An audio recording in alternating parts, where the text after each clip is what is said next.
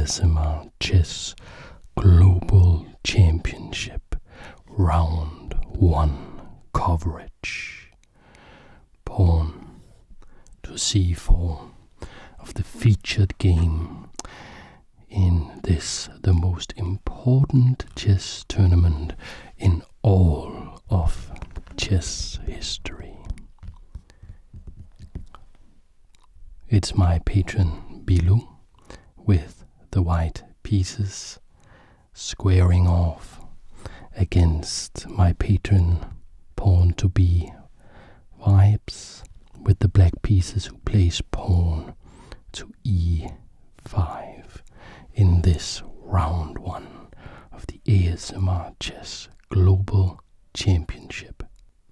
This is the featured game, but I will cover all the games of round 1, and indeed going forward occasionally there will pop up videos on the channel as we play each round, so you can follow along in this all important chess tournament between my patrons. And just as in the World Chess Championship there is a prize there, of course here we have a prize as well. And this is it. This is what my dear patrons are playing for. The Chess-Up 2, the most advanced chessboard this world has ever seen. Equipped with a touch screen, it can connect to the internet and allow you to play games of chess on chess.com. But you won't be using a mouse, you won't be using a phone, you won't be using a computer. You can play on a physical board. This is just one of many, many features of this amazing chessboard. And if you would like one as well, you can pre-order it on Indiegogo. And if you use the link that I have provided in the description, you will support my channel and help keep the ASMR chess content coming. And you will support yourself as well, because you will save $50 on the purchase. Now back to the game. Knight to c3. So what we have here is a reversed Sicilian defense.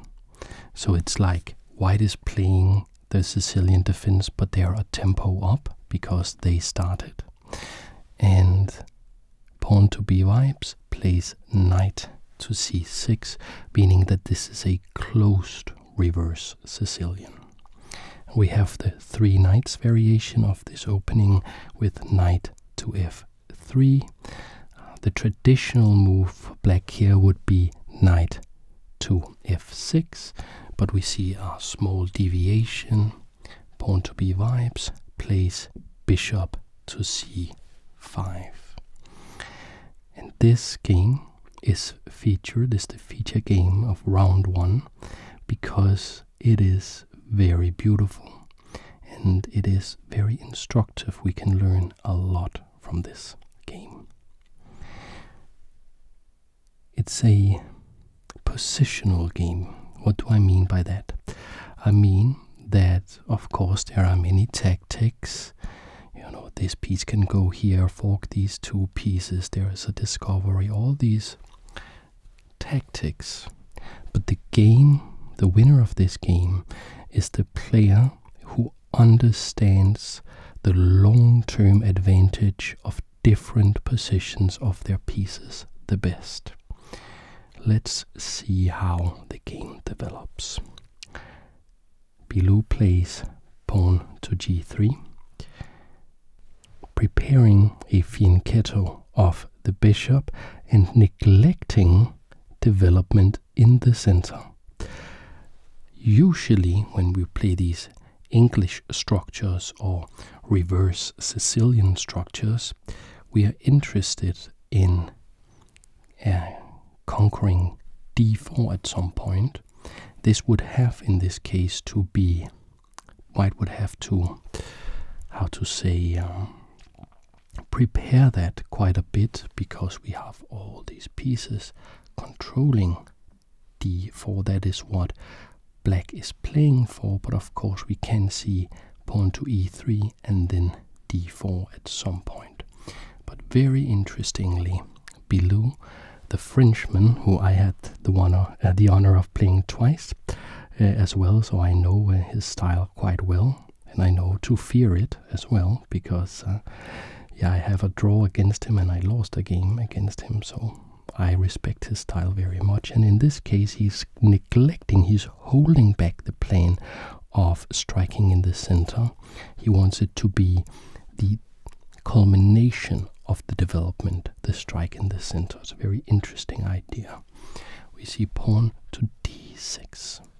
Pawn to d6 from black, allowing this bishop to come out. We see bishop g2, putting the bishop on the long diagonal in the fianchetto position. Bishop to e6 with an attack on the c4 pawn. How is this pawn going to be defended? Not with pawn to d3, because that would waste a move. If he can manage it in any way, Bilou will want to play that move in one go, in one move. Therefore, he's not protecting with d3, he's protecting with b3, which of course allows the bishop to potentially come out in a double fianchetto formation.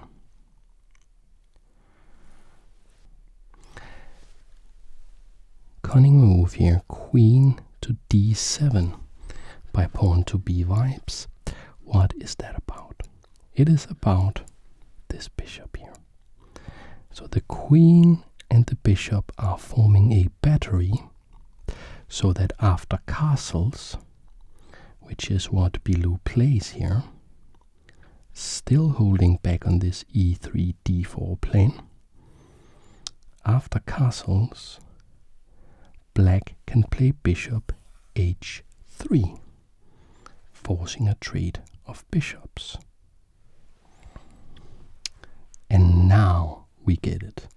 Now pawn to e3.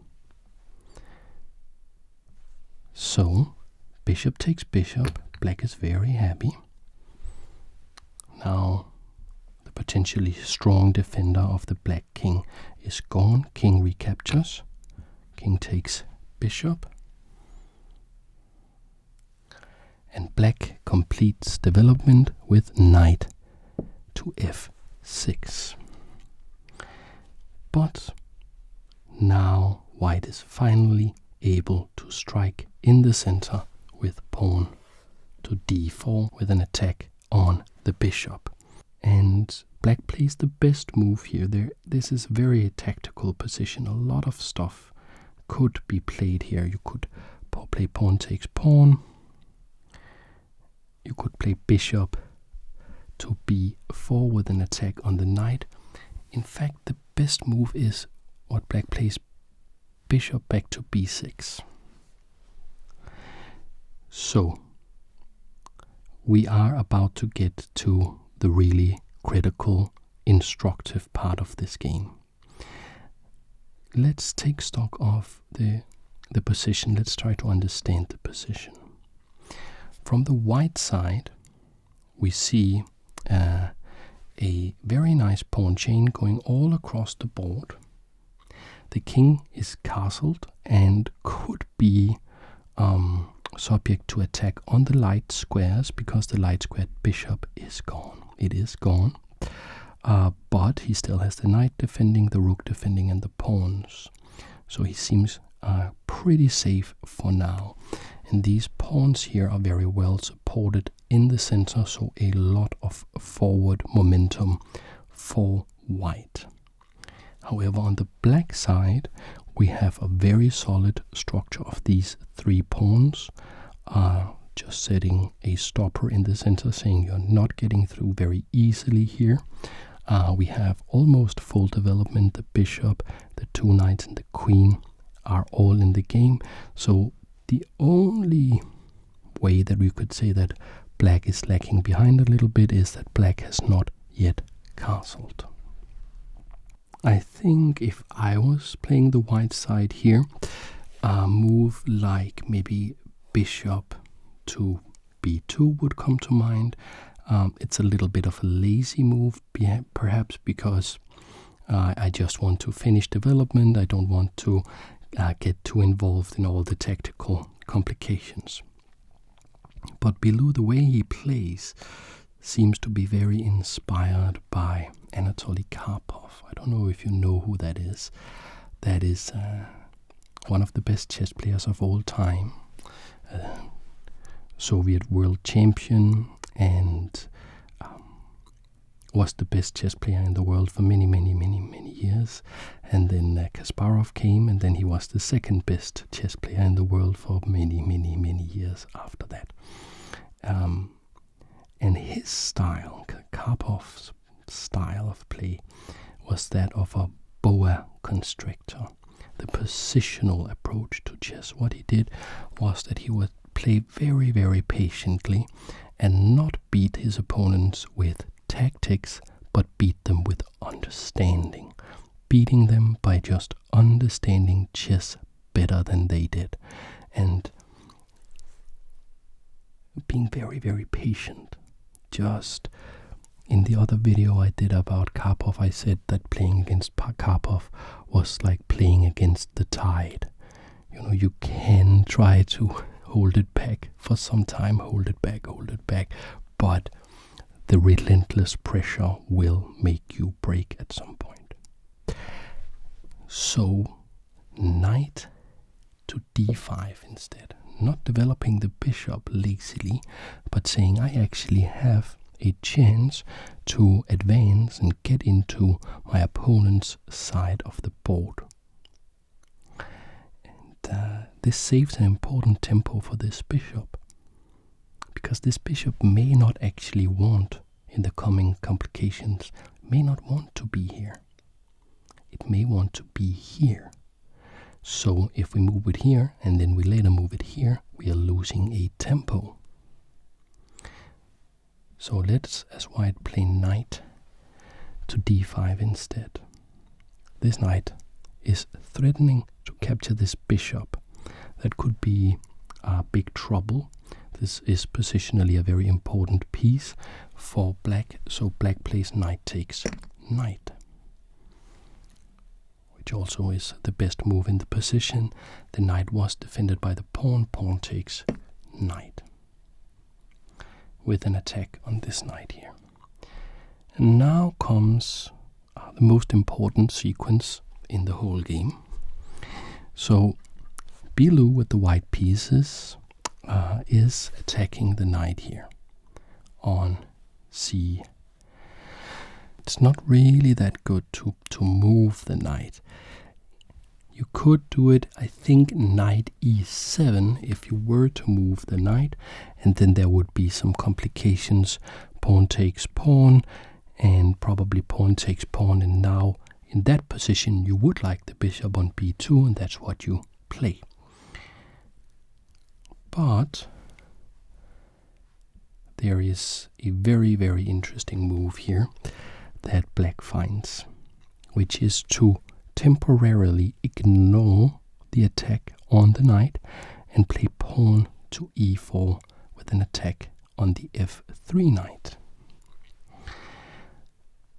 So who understands this better? First of all, we have to do some calculation. And here is the line that I guess that pawn to b vibes had been calculating before playing this move here. The point is that when white plays pawn takes knight, which happened, it looks like you just lost a piece as black, because the queen is attacked by the pawn. If you play something like queen takes pawn, just mindlessly recapturing, you white will of course move this knight somewhere. You will be down a piece. The point is, and we can calculate this, pawn takes knight comes with check. This has to be respected. Now, we are not capturing that with the king. that is simply too dangerous. So we are recapturing with the queen, which also protects this pawn. Queen takes pawn, and the very patient style, the Karpovian patient style of Bilou here, is to just play queen takes queen, which is of course answered by pawn takes queen. This whole line was very, very forcing. So that's not really the hard part in chess. Trust me, it's hard enough, but the real class of chess players is not being able to calculate a forcing line like this. It is to evaluate the position at the end and find a quiet move that is not tactical, not a check, not a capture, not a discovered check, not a fork, nothing like that. But when you have calculated the whole forcing line, then figure out what kind of position am I looking at there, and do I have some long-term way of clamping down on the position. And here Bilou had found a move that I think maybe Black had missed, which is bishop a3, as we discussed earlier. So, what is this about? To understand this, we must do a pretty deep dive in the positional aspects of what's going on this chessboard here. We have complete material equality. 7 pawns versus 7 pawns. And, well, this king is castled, this king is not castled, but with no queens on the board and with a pretty blocked center, at least currently, there is no immediate attacks against the king. So being castled is not really that big of an advantage. And we can see the bishops, what's going on with the bishops. What's going on there is that they are on the same square. Not the same square, but the same color complex. They are on the dark squares. So that is also completely equal. The only difference is that white's pawn structure is a little bit better. It's just a little tiny bit better. Why? Because these pawns are doubled, meaning that this pawn can't move, and this pawn does not. It's an isolated pawn. There's no way you can get it currently to be defended, unless, of course, you advance it. But you see, the point of bishop a6 is to stop that. Because if black plays this now, which he wisely did not play, then we see pawn takes, and either pawn takes, which would leave double isolated pawns that can be attacked by the rooks, and there are no pawns that can ever protect them. It's a long-term weakness, and the problem is that you can't stop that, because even if you play with bishop takes, we will see bishop takes and then pawn takes, and you still have these doubled isolated pawns, which is exactly what Bilou wants. So that is the beauty of the move bishop to a3, stopping this advance of the pawn. And now I thought that that the game was strategically won. When I saw the game from here, I thought, okay, the game is strategically won. We can win this pawn for free with a rook coming here, and even if you try to defend it with the king,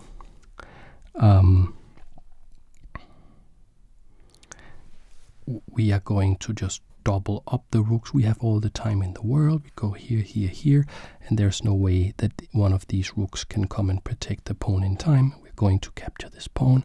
We will be up a pawn, and we will stifle black's development completely. But then I analyzed it with the computer,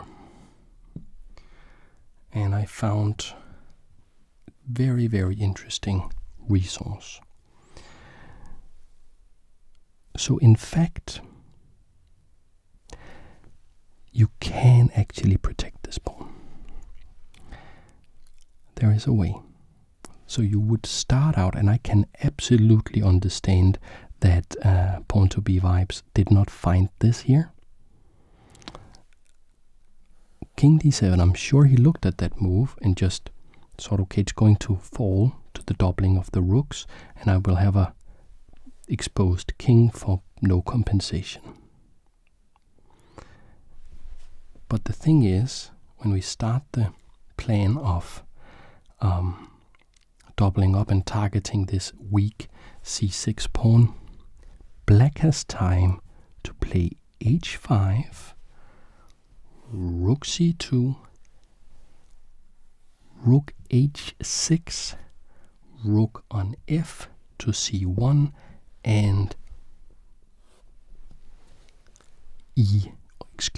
d5, defending the pawn with the rook. Now, I would not have found that idea. I also probably wouldn't trust that it was strong for me, but this position is about equal, actually. It's about equal.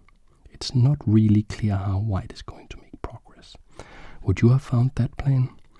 I would not have found that plan. Okay. Black did not find the plan. What did he play instead? Black played castles. Just saying, I'm not going to be able to defend this pawn, but maybe I can get back in the game if I get a very nice and safe king. I can maybe make it very hard for my white to make progress. I can either start fighting for a draw, or maybe I can find some exploitable weaknesses in white's later play.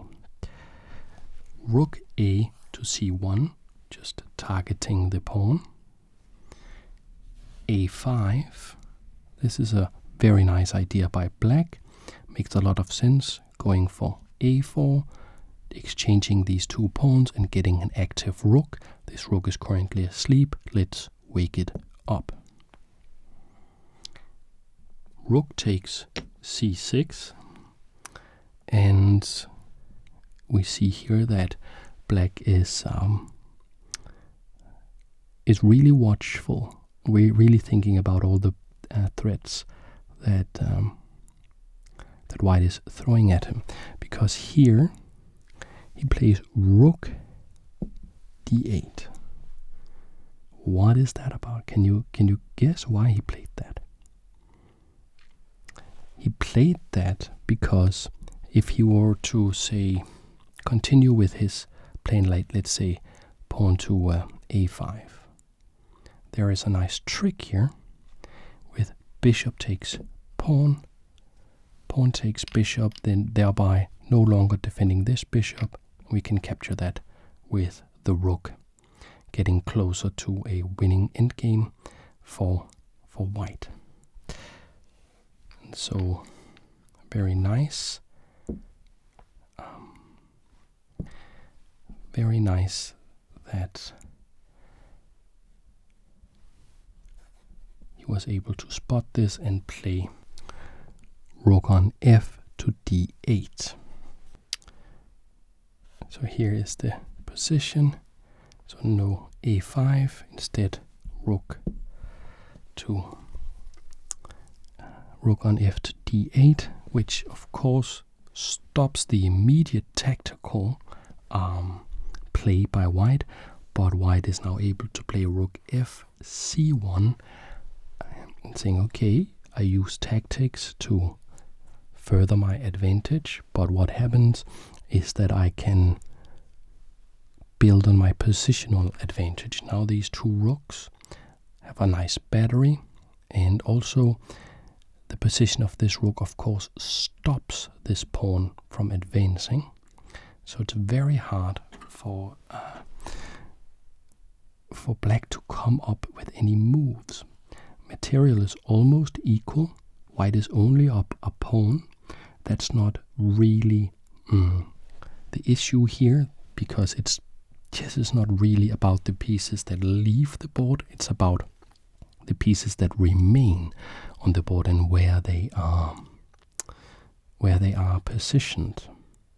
And this rook is trapped behind this pawn. This bishop is looking into this very strong chain here. It's biting on granite, as we would say. This rook is trapped behind this pawn.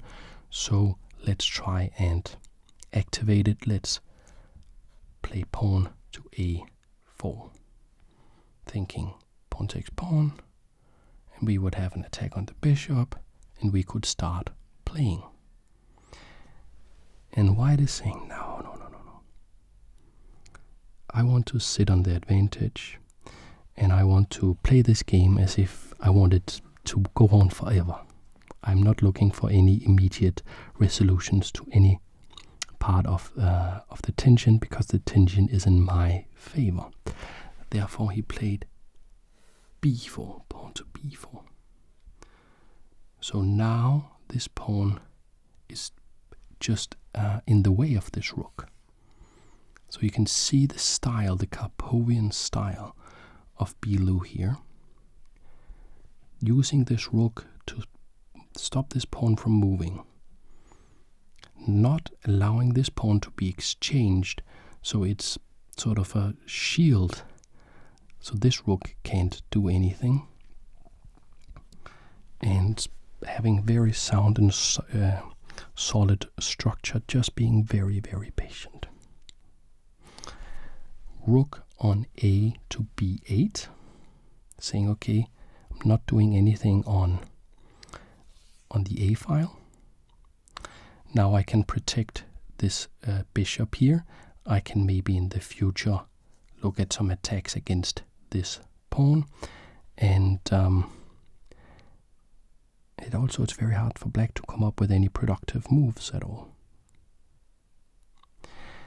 White plays bishop back to b2, because now it wants to look at the king a little bit. And what are you even playing as black here is the problem. Like I have been playing Bilou as well. Bilou is the highest rated player in the tournament, with more than 2,000 elo, and I've been playing him myself, and he's very, very good. He's very, very patient. He's very, very positional, and he does not allow you to make any sort of active plans. He just uses his chess understanding, and he builds on it, and he builds on it, and he builds on it until you have no more moves. Here, black plays pawn to h6. It's a very small improvement of the position. It's not very active. It's not giving any great chances for attack or anything, but it is an improvement. The king can now come here. There is no back rank checkmate happening anytime soon.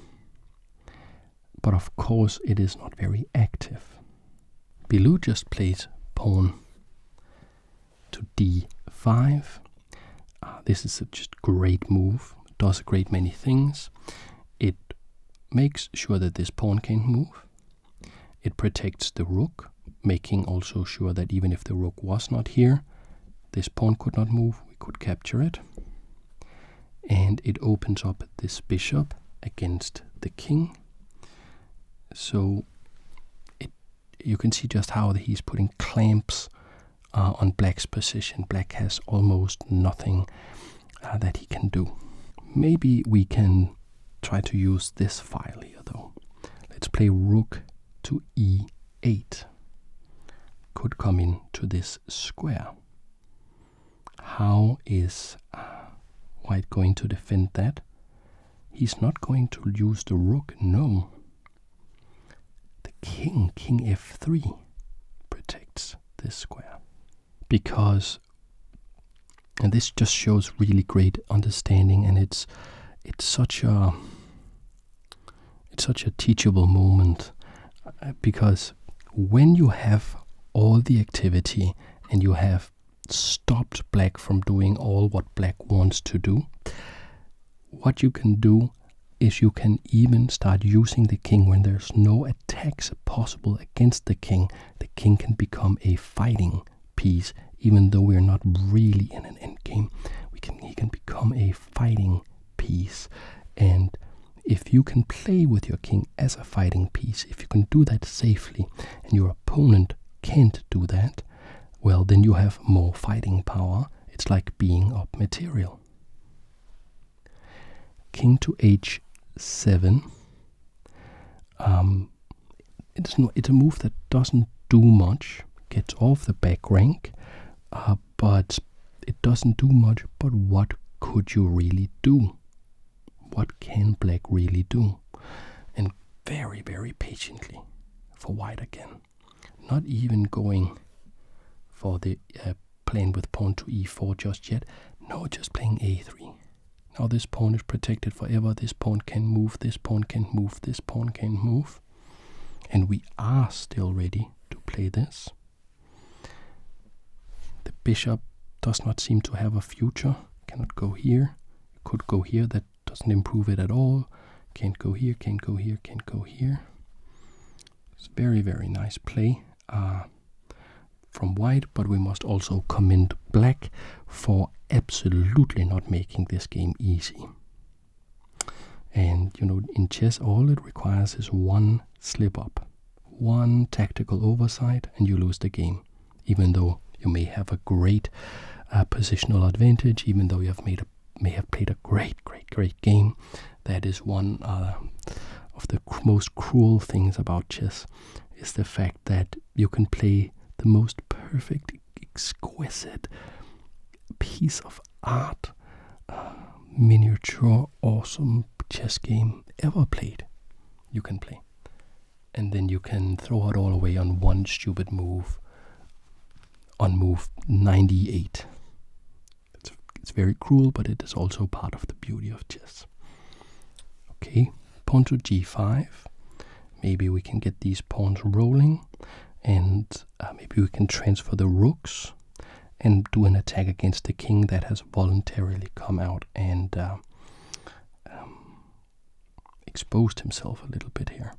So he's been exposed a little bit. Maybe we can get the rooks going against the king.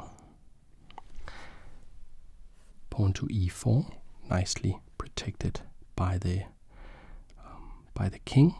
And here we could, as black, consider something like sacrificing this pawn, because we can't capture it, because then rook takes pawn. Also we cannot go back because rook takes pawn, so we would have to go forward, and then maybe we could play bishop takes pawn here. The problem is that these two rooks are tying down the bishop to the c7 pawn, and it's pretty much going to be game over if white is allowed to penetrate with the rooks on c7. So that is why this plan of playing g4 check does not work. Therefore, rook to f8 with a very nice idea of playing f5, and then we could really get an attack going. We could get the rooks going against the king, and that could really be a comeback story there. But the reason that this game reminds me, the way that Pilou played this game reminds me so much of Karpov, is the general style of his play, the clamping down on the position, the patience, the positional aspects, and in particular this next move. Let me just show you a clip here from an earlier video I have done. This is Karpov against Unzicker. Karpov with the white pieces, and the position is very, very, very different. But you can see that even though there are many, many pieces on the board,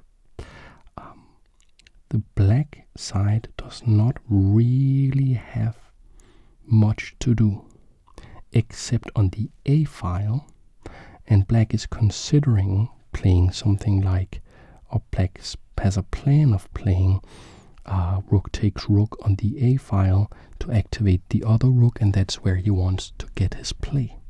And in this position, Karpov played a very, very famous move, which he played bishop to A7, taking away the only active plan that that black had. And now black is left without any way to be active at all, and Karpov can just continue building on the position. And if we return here to the game, and we can see pawn to f5, that is what black really, really wants to play. What do you think that white played? That reminds me very much of Karpov. Bishop f6, just saying, no, you are not going to move that pawn. So the bishop is in jail, the rook is in jail, the rook is in jail, the pawn is in jail. If we could get this bishop to move, we could play f5, we would have an attack, everything would be great. So king to g6 with an attack on the bishop makes a lot of sense. And sometimes there is this misconception that the strategical, positional, patient players like Karpov are not very tactical, and that they are not very good at calculating, so they play these slow moves instead of moves that requires a lot of calculation. That could not be further from the truth. It's a style, it's a preference, and the slow positional moves are informed by a lot of concrete calculation. So here, for instance, we can see an example of calculation like this. Pawn to e5, protecting the bishop. And the point is that this rook is lined up against the king. Can you see that? So there is no pawn takes here, because we could move this bishop anywhere, probably like here, check from the rook. King would have to move, we capture the rook, we win an exchange, and we have now also built on our material advantage. So there is no pawn takes pawn. Okay, h5 instead, and we see the point, the further point of white's play with this pawn. Beautiful move. Pawn takes pawn.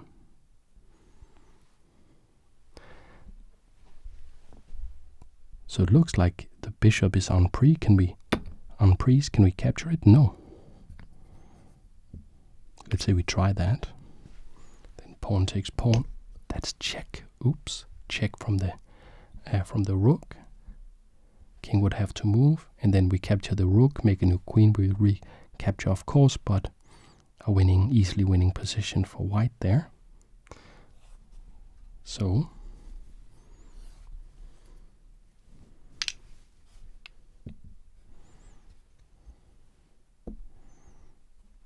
there's no king takes bishop, instead pawn takes pawn.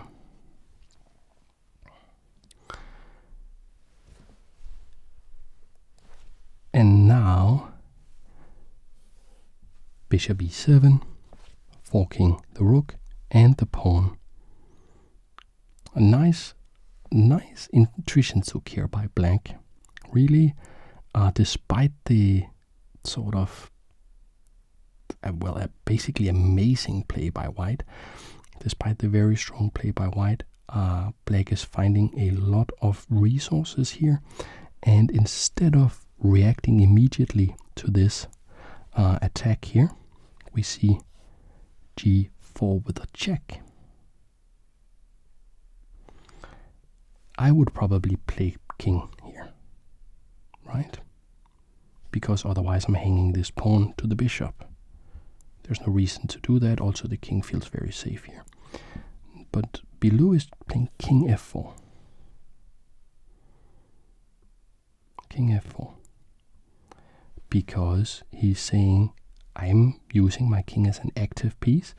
I can at some point risk losing this pawn.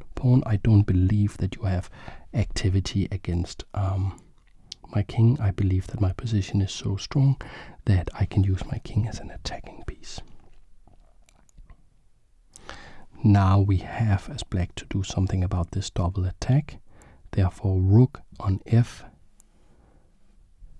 to e8 with an attack on the bishop. This allows rook takes pawn with check. The king has to move. Notice how this king is blocking any escape up here. So king h7. Bishop is attacked. Bishop f6 again, stopping all this pawn moving. And here maybe rook e2 could be a way to fight, maybe, with an idea of rook takes pawn check. I still think the position is much better for white, but maybe that could be a way to fight. Instead we saw bishop takes. It's probably also what I would have played. Makes a lot of sense. But the problem is, as we discussed earlier, as soon as the bishop leaves the c7, the defense of c7, we get rook to c7, penetrating, attacking here. This attacks, of course, f7, but again, a very cunning Zwischenzug, an in-between move that's actually almost checkmate. If the king had been here still, this would have been checkmate. The king, however, is on h7. Bishop to e3, check. The king has one square, this one. And that's why I would have preferred in my game the bishop to be, the king on to be on g2, because I would just not trust myself. I would be so afraid that with a king so much in enemy territory, I would mess up and get myself checkmated. Bilou, very confident though, puts his king on f5, saying I'm an attacking piece now. The king is an attacking piece. This f7 pawn really has to be defended now. King to g8 defends f7, but rook on d to d7 with an attack on f7 now.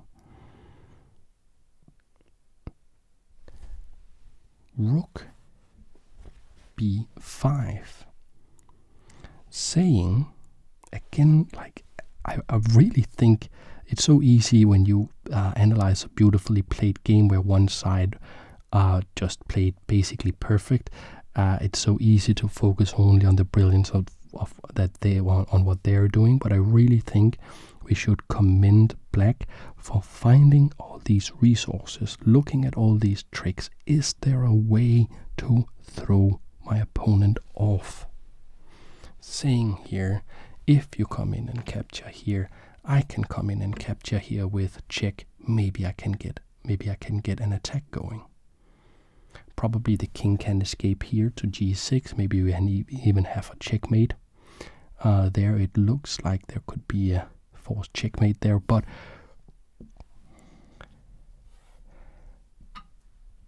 the idea of of not giving up, not resigning, and also not playing in a resigned fashion, but looking for all the options that could be there. Is there a way? Is there a way? Is there a way? And again, white is just not willing at all to allow any sort of counterplay. No rook takes pawn. No. Rook b7. Exploiting the fact that this rook can't get out of the attack, because here and here both defended by this pawn defended by this rook. So this forces rook takes rook, and white plays rook takes rook.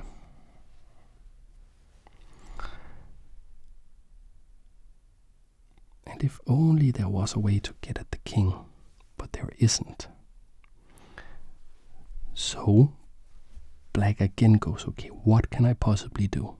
How about this little move? Rook, bishop c1 with an attack here. Maybe we can make this pawn into a passed pawn. Look, it's actually pretty far advanced. Maybe we can make that into a new queen, looking for the counterplay. Very cold d6, saying, well, my pawn is also very far advanced. Bishop takes pawn. d7 with an attack on the rook. The rook moves. And a cold move now by white. I would probably just go, boops, make a new queen. That is check, forcing rook takes queen, bishop takes rook. No problem. I'm winning there. I'm winning a rook for a pawn, essentially. But rook a7 by white. Because if you capture, you are no longer defending here. I can make a queen. Here it's going to be checkmate in 2 moves here and mate.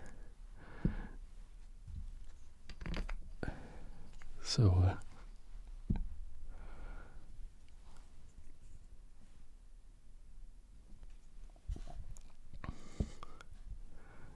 black sees that, does not want to allow that. Here white tries to insist. Still, you can't capture. Rook a8 again, and then white says, okay, I tried for the flashy finish. Now let me just push the pawn, make a queen. Black plays rook takes queen, bishop takes rook.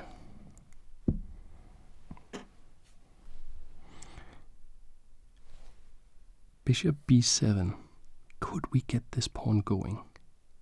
Bishop b7. Bishop f6. And look at this move. a3. Now here is a good move possible for white and a bad move possible for white. The bad move, which is, you could play this whole beautiful game, but for all the time that black asked a question of you, if you were the white side, you only need to give the wrong answer once. Only once, and you lose the game. And you could say, oh, I am so far ahead in material. It's easy to win from here. They say if you're ahead in material, you just trade pieces. It makes it easy to win. I have this pawn I can make into a new queen. I can play bishop takes bishop, no problem. And of course pawn takes. But what's the problem though? The problem is there's no way to stop this becoming a queen. So that would be a way to lose the game.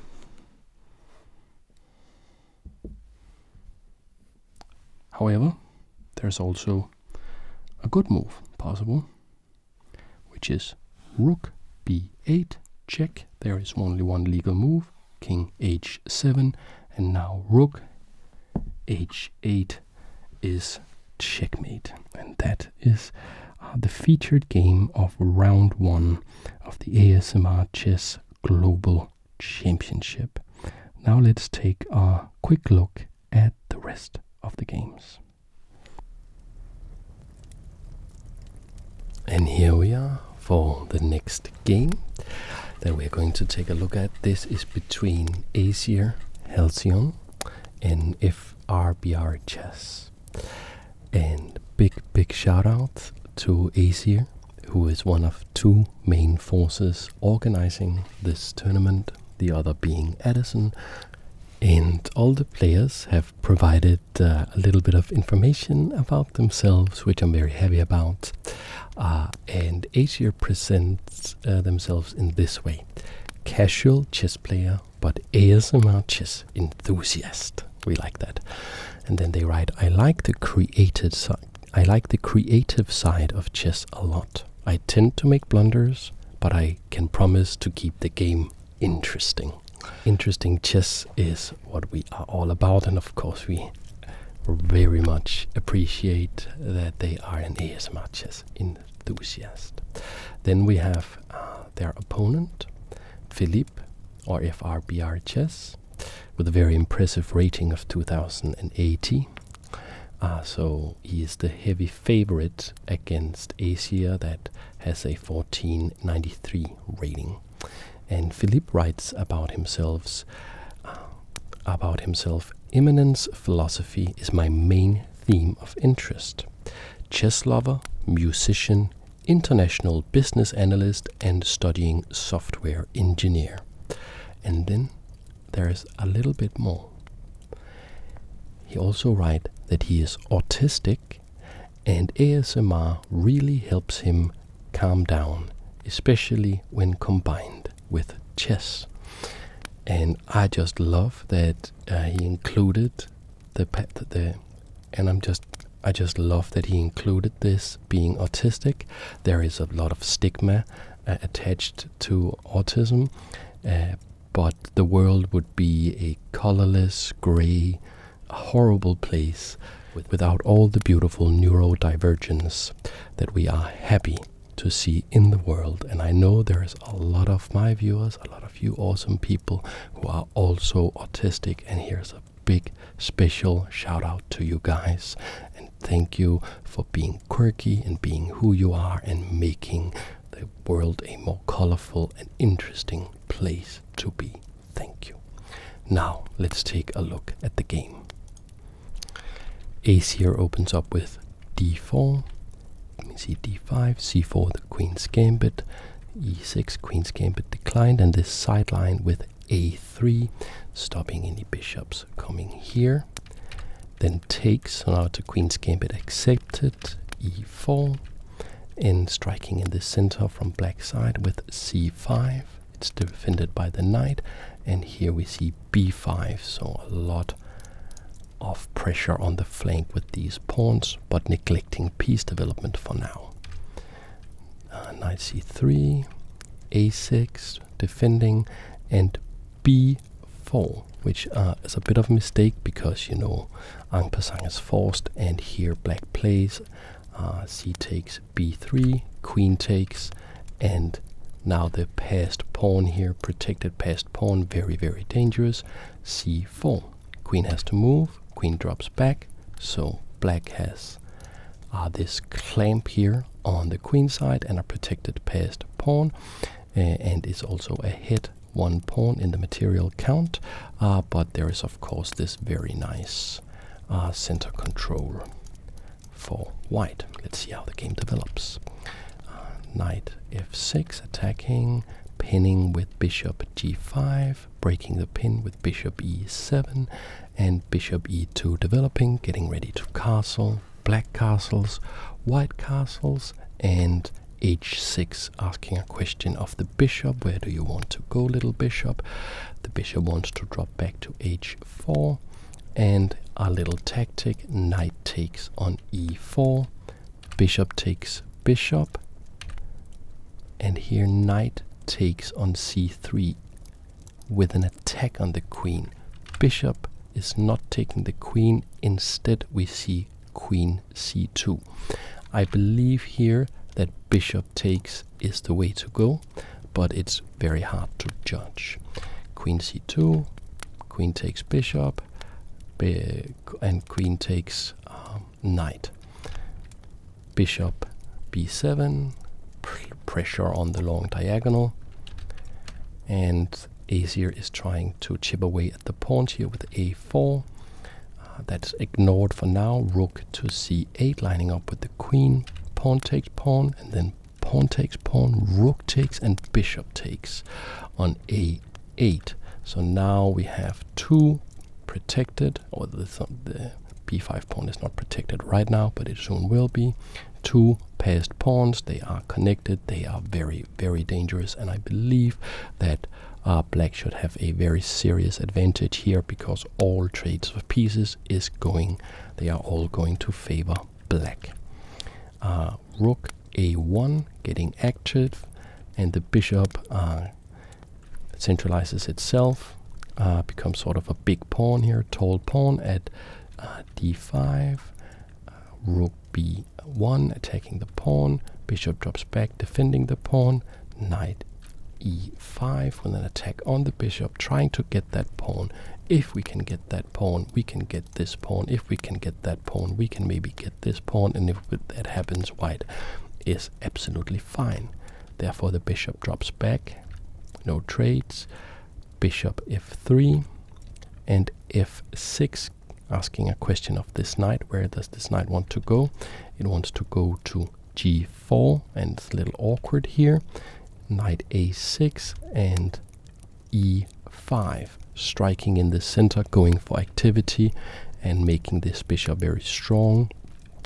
If we were to see something like pawn takes, bishop takes with a check, we could start attacking the king. Therefore we instead see b4 with a threat, of course, against the queen. Queen has to move, queen e3 and h5.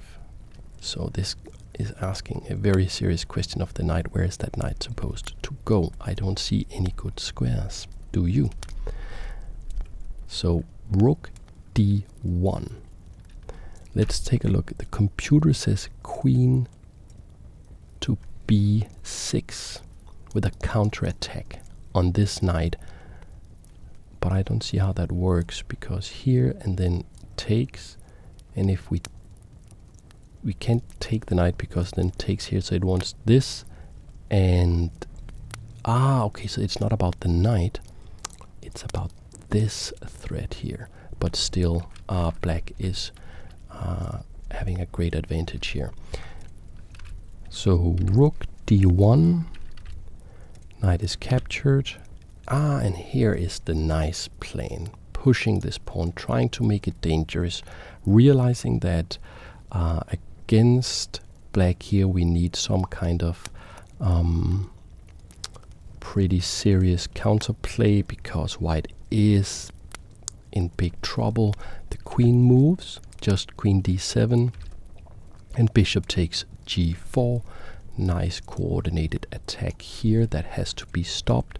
Bishop f7 defends against that, and the queen infiltrates with an attack here, possibly an attack here, but rook d6, rook c6, queen d4, maybe there's something like queen takes,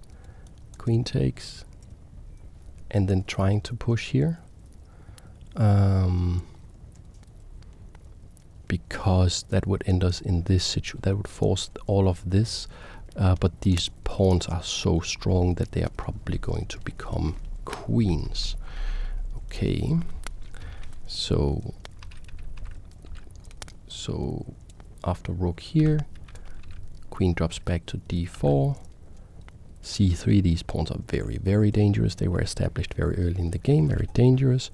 Bishop drops back, attacking the knight, but c2, now this is a big problem. We have to stop that rook to c1, trying to stop these pawns, but a very nice tactic here.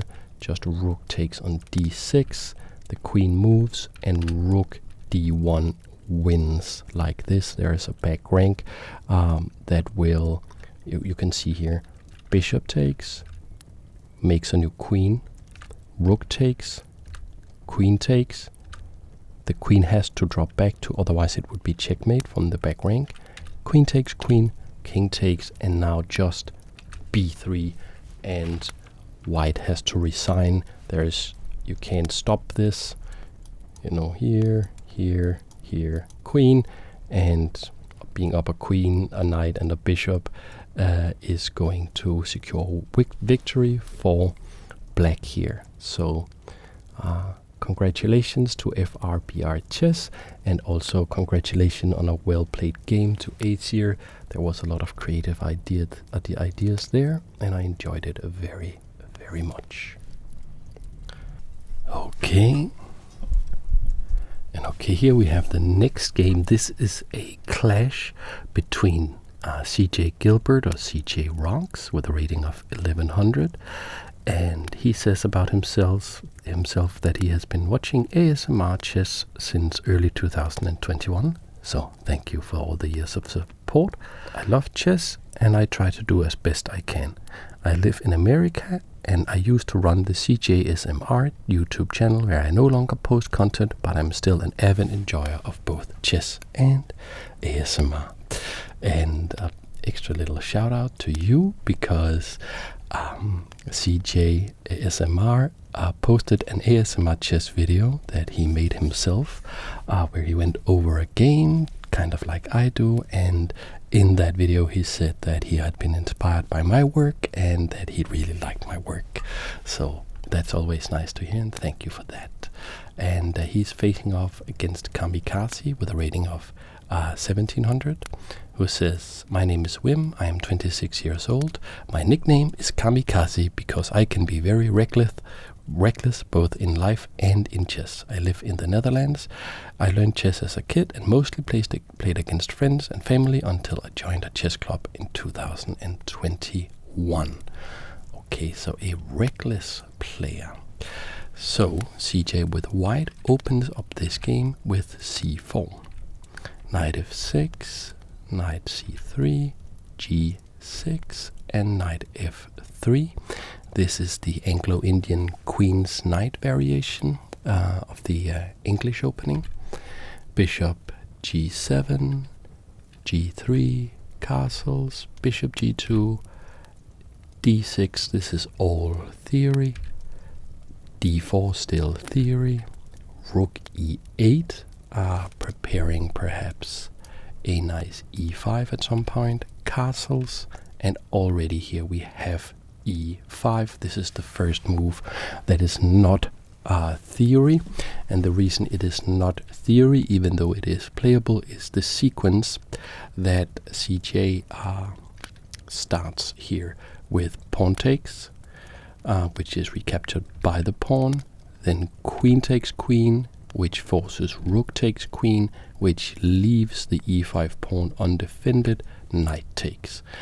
And this looks like a clean pawn that white won, but it's not so bad for black. Actually, black has a very nice king, good development of these pieces, and a nice rook here. So there is compensation for the pawn, even though a slight edge to white. c6, the best move in the position, stopping this bishop from doing too much damage on the long diagonal. And rook b1. This is a curious move. I was thinking maybe developing this bishop, but I'm curious as to what this is about. I believe something like wanting to move this bishop and move this knight and not leave the pawn on b2 undefended to some sniper attack from the bishop. But the rook is attacked. How will white deal with that? Actually, in a pretty nice way, e5. And here is a pretty interesting tactical sequence, because we notice that this knight is not defended, which makes the following sequence possible. Knight takes pawn, bishop takes knight, bishop takes knight, knight takes bishop, and it looks like white just won a piece, but of course bishop takes knight. And so it's still almost material equality. Actually, it is exactly material equality. So a very nice sequence spotted by Kamikaze here. Rook to e1, potentially looking at the bishop. So the bishop just drops back. And here I think white could gain an edge with bishop g5, attacking the rook. And the point here is that if the rook tries to stay on the back rank, like here or here, can be attacked by the knight. And if you try to go here, we can attack you once more. And if you leave the back rank, there could be back rank issues with a rook coming with a check and a lot of pressure. However, we do not see bishop g5, we see bishop to f3, f4 rather, which keeps the game about level. We can see how the rook move is doing its work now, having this pawn protected, allowing the bishop to move. Knight d7, developing, and b4, trying to strike here. Gain space. Knight e5, also gaining space. Takes, takes. So bishop takes knight, and bishop takes bishop. And now we see knight c5. An attack on this pawn. The game looks roughly equal to me. But there is a nice fork here. So what is white going to do about here and here? I guess we can just move the rook because the rook is still doing work on b1, keeping this pawn protected. So rook e7. Computer does not like that move very much, but I think it makes a lot of sense.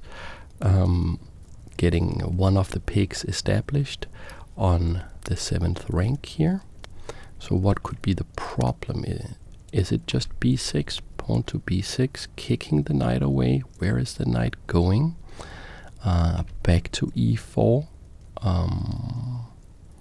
So I think visually it looks like white is doing a bit better. Computer says black is doing a bit better, but it's all roughly equal. The bishop is attacked, the bishop drops back again.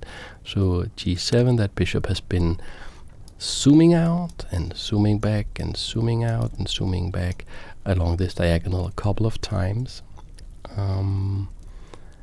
And rook e1, forming a nice battery with these two rooks. Knight just needs to move. f5, the knight is now encouraged to move. Knight g5, and interestingly, computer still likes black.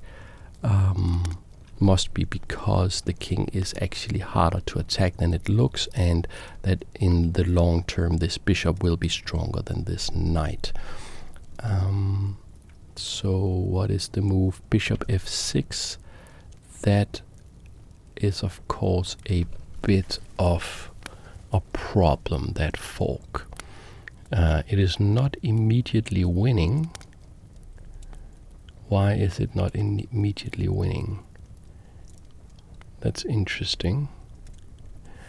Apparently you can here play knight takes and bishop takes and then rook takes, and that is only a slight advantage, even though we lost the exchange, we got a pawn, and maybe there is some attack against the king, and the important light squared bishop will have gone.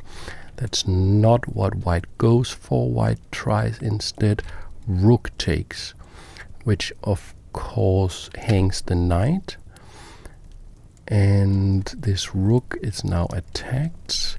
So rook b7. Now it looks like black is doing very, very well. Rook d2, saying, okay, now it's my turn to infiltrate.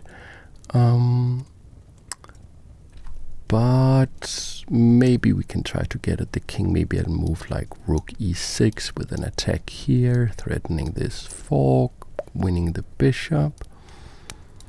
That is also what is played. Nice, very nice move by CJ there. The king moves out of the way. Capture the pawn, attack the bishop. Now these pawns could become dangerous at some point. This one could maybe become a queen. Bishop e7. That is nice because it stops the communication of rooks if we were to see rook g7. But rook takes c6. So a lot of pawns for the piece. Material equality has been restored. But there's of course the imbalance that black has the piece, the bishop, and white has the pawns. But they could be lose the pawns. Now rook takes a2. So how is white trying to combat that? We're establishing the pigs here. Now the pigs has been established. They are very, very, very powerful along this diagonal. This guy has a bit of trouble. Moves out, takes b4. Now black has a serious material advantage, but the pigs are very dangerous. Rook h7, threatening checkmate. But king e8 allows for the bishop to block the checkmate. So h4 instead, trying to go and make a queen. The game, very exciting game, still roughly balanced. Computer says this is no big deal, pretty balanced game. Bishop c5, of course, looking here, but you can't probably come in and capture in many variations because you need the bishop to be able to drop back to stop the checkmate. There is the check, the bishop does drop back, and h5. This pawn looks very dangerous now. What is black going to do here? Activating the other rook, trying for a counterattack instead of trying to stop the pawn. Also putting the last piece into the action. That was not really doing that much. And king g2. Nice move, prophylactically saying there's going to be no check here.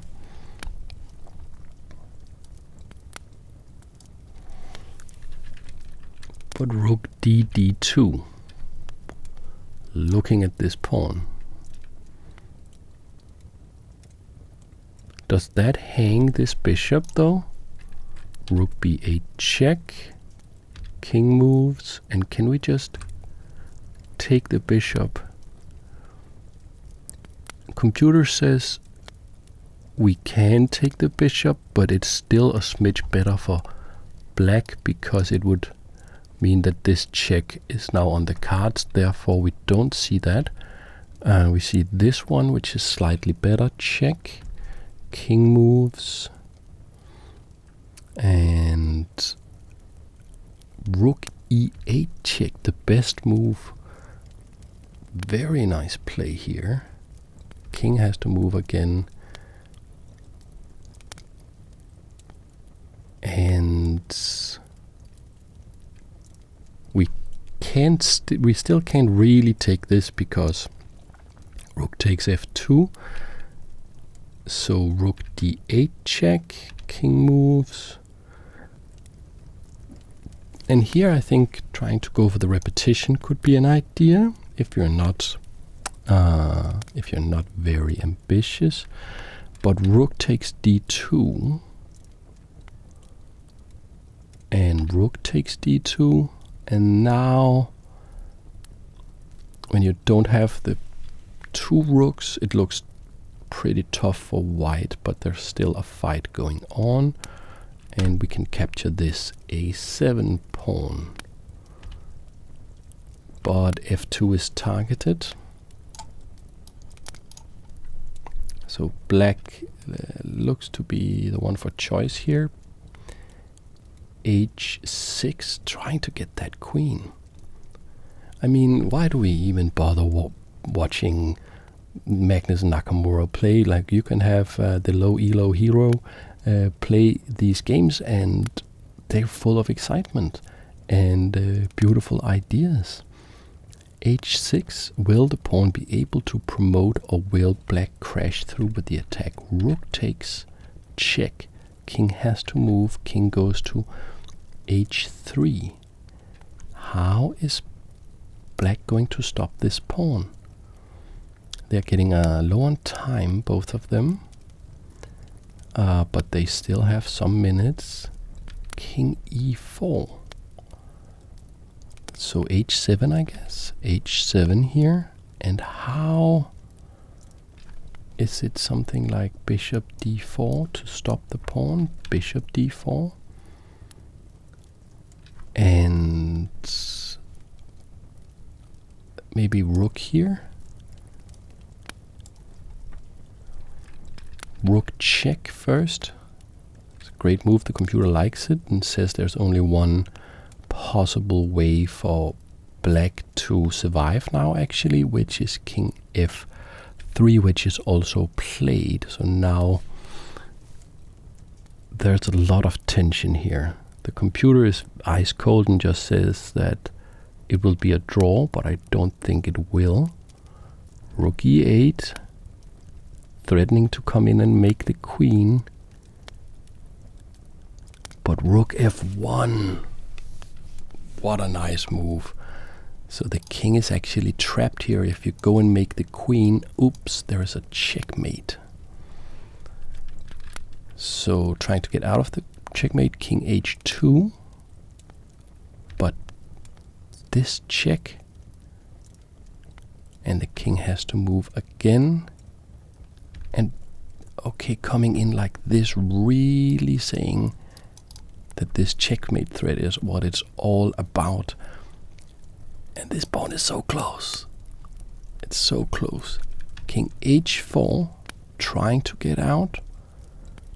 But rook H2, king gets out, but the pawn is lost. So very nice plays from Kamikaze. I was so close that CJ was able to promote that pawn, but very nice checkmate threats that were they were dealt with, but it caused the pawn. And now king takes F5, but now it looks like this bishop is very strong because there's no threats for white quite now. Okay, king takes G3, looks very hard. Rook check on G8. And CJ is down to only 1 minute, trying to get the last pawn, but king moves out of the way, so the pawn is protected by the bishop. Okay, going after the rook. The rook moves out of the way, going for the last pawn that can't be defended. Check. Going after the pawn with the king. Check. Takes. And that was enough for CJ, who resigned in this position. What a remarkable and interesting game. Thank you for providing that for us.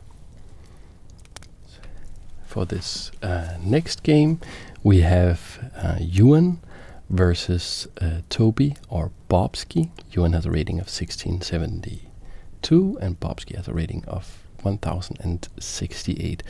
And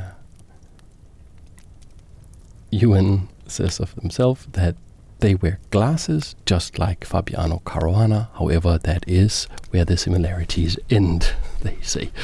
And Toby tells us that he is a recording engineer. So he's really into sound, which I very much appreciate. I'm a bit of an audiophile myself. And he's obsessed with music, he also tells us. Let's take a look at the game. E4, G6, the modern defense. D4, bishop G7, knight C3, and D6. I play this myself with black, with some pretty good results. Bishop e3 defending the pawn, and a6 as if it were some kind of knight off Sicilian. It is just the standard line of the modern defense though. And f3, b5 taking space, a3 stopping this pawn, saying we cannot allow the knight to be kicked. Knight d7. That is probably preparing c4, c5. Queen d2, standard battery at some point. Going for exchanging the dark squared bishop off here. Right now it's not possible because the h6 is also defended by the knight. And bishop b7, holding back on c5 until we have more development, makes sense. And castles long. So this looks a little bit like some kind of Yugoslav attack with Sicilian, except c5 has not been played, but it is played now. It's a pretty accurate game according to the computer so far. Very accurate actually. Takes, and developing the knight. Knight g to e2. So no bishop takes knight. That would probably be a positional mistake. We need that bishop here to counteract this strong bishop here. Knight f6. And the plan we discussed earlier with bishop h6, as soon as that's possible, it's played. Castles, bishop takes, and king takes.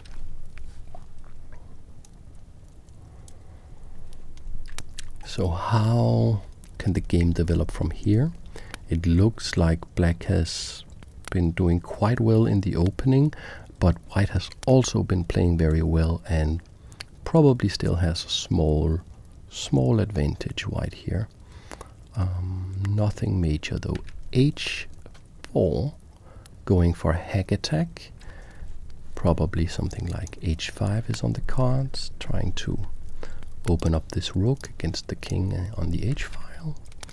h5 saying we stop that, and knight d5 coming into the center, and probably a move like g4 is what white would like to play here. Queen b6, so some rook here attacks against the king with the queen. The pawns can come forward. A very double-edged position, very exciting actually. And we do see g4, so it's a race to the king. Who will get there first? Rook h8. That is very, very nice. Very nice prophylactic move. But defending on the h-file here before anything opens up. Bishop e2. So for white side, it's all about this diagonal here, chipping away at this pawn, opening up this rook. And for black, a5, all about this attack here. Look at all of this stuff here. And still very accurate play by both sides. Toby has spent quite a bit more time than Yuan though.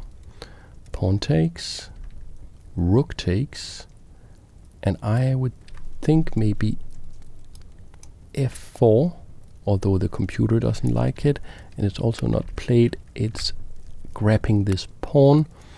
Knight on c takes b5. So that looks a bit like a free pawn, but I don't think it's actually really free, because now the queen can become very dangerous on the b line. Okay, rook just completely shifting focus, and the computer likes it, to the h-file. just saying, you know, I'll actually just come and snag this pawn. How are you going to defend that? How are they going? Queen f5, that's how they will defend it. But that should fall, though, to e5. And a fork on these two pieces. Interestingly, the computer is not saying that this is a great advantage for black. It's just a small advantage. So what kind of tricks can white come up with? Maybe some knight here, check, takes, and then come in here and try to have an attack. If the king moves, we can capture this knight, probably something like that. However, queen g3, keeping protection of this pawn, but now the knight falls. Knight takes d6.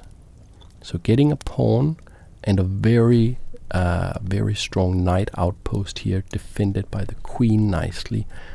This pawn could also fall at some point, but it's dangerous. Bishop a6, trying to exchange some pieces. Makes a lot of sense when you're up material. Bishop takes, knight takes, and knight f5 check, as we discussed earlier. And according to the computer, there is one way for black to retain the great advantage, which is to sacrifice the exchange with knight, with rook takes knight here. And then pawn takes, and black should be doing very, very well there. King h7 is played, though. So the point, of course, is you can't capture like this because there is a pin. So king h7. Now the knight is threatened, so it takes on d4, bagging another pawn. But rook b8 with a nasty threat here. Oh, this game is just going back and forth, back and forth and forth and back and forth and forth. And it's not going back and forth, sort of. It's going back and forth between the queen side and the king side. Very interesting. And this rook could actually come over here quickly as well. Very dynamic position for black. I think black is for choice here. The knight blocks the check threat, but there is a check here. King moves. Oh wow, a little sacrifice, a little tactic. Capturing here, because you can't capture like that. You lose your queen. Very nice. Queen moves. And a nice fork here and here, but maybe we can get out of it with some rook move, picking up a tempo against the queen. This one, yeah, it makes sense. And snag on the pawn also makes sense. Pinning this knight. Is this knight in trouble, or is black doing well? Because rook takes here. It's not really possible because queen takes. This a4, attacking the knight. It's a very, very tense situation. The knight goes to d4, which apparently is a big mistake because of a wild tactic. Rook takes b2, king takes,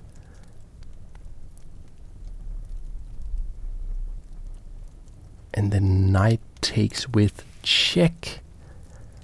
Ah, that would be check on the king here. And then this rook also falls. So that sacrifice, it's very hard to spot. Queen takes a3 instead. Wow, okay. So there's no time to capture the knight because we are threatening checkmate. We can't capture the queen because the pawn is pinned to the king.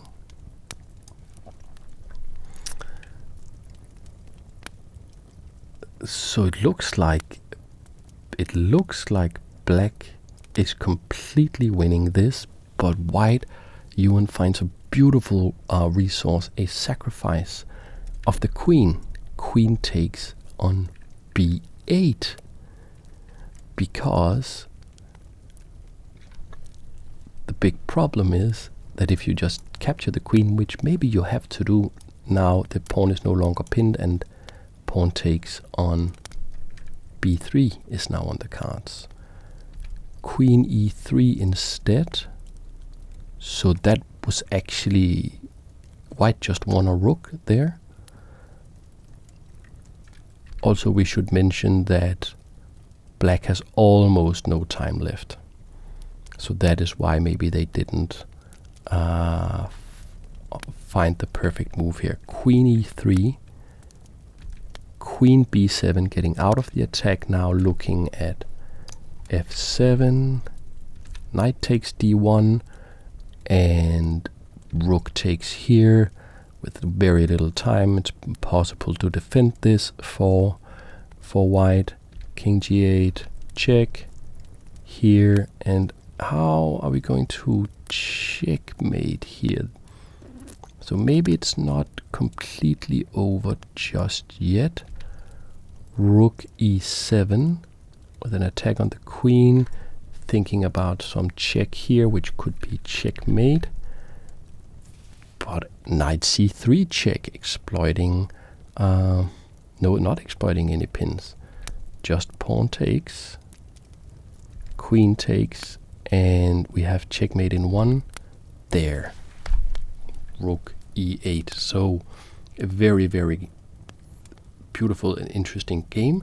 And that was mostly I think decided by the fact that Toby got into time trouble simply, and that's part of chess.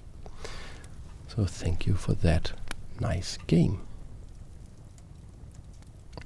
Now we have Wilson with a rating of 1609 playing white against Blampe, or as I know him, unusual butter, not regular boring butter. No, this is interesting, curious, unusual butter, with a rating of 925 playing black. And Wilson writes about himself: "Hi, I'm Wilson. I started playing chess in October of 2022 and just started playing for no other reason than I just happened to be bored one day and thought, I'll give it a shot.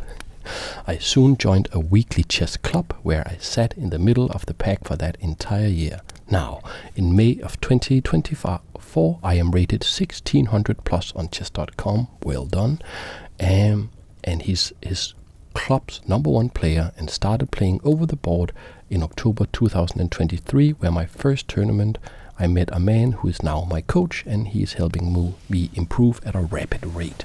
So one day he was bored and now he is an ambitious chess player. I love to see it. What about unusual butter? What does he write? He says, I am an electrical engineering professor in the US. Impressive. 9 months into relearning chess after learning the basics about 20 years ago.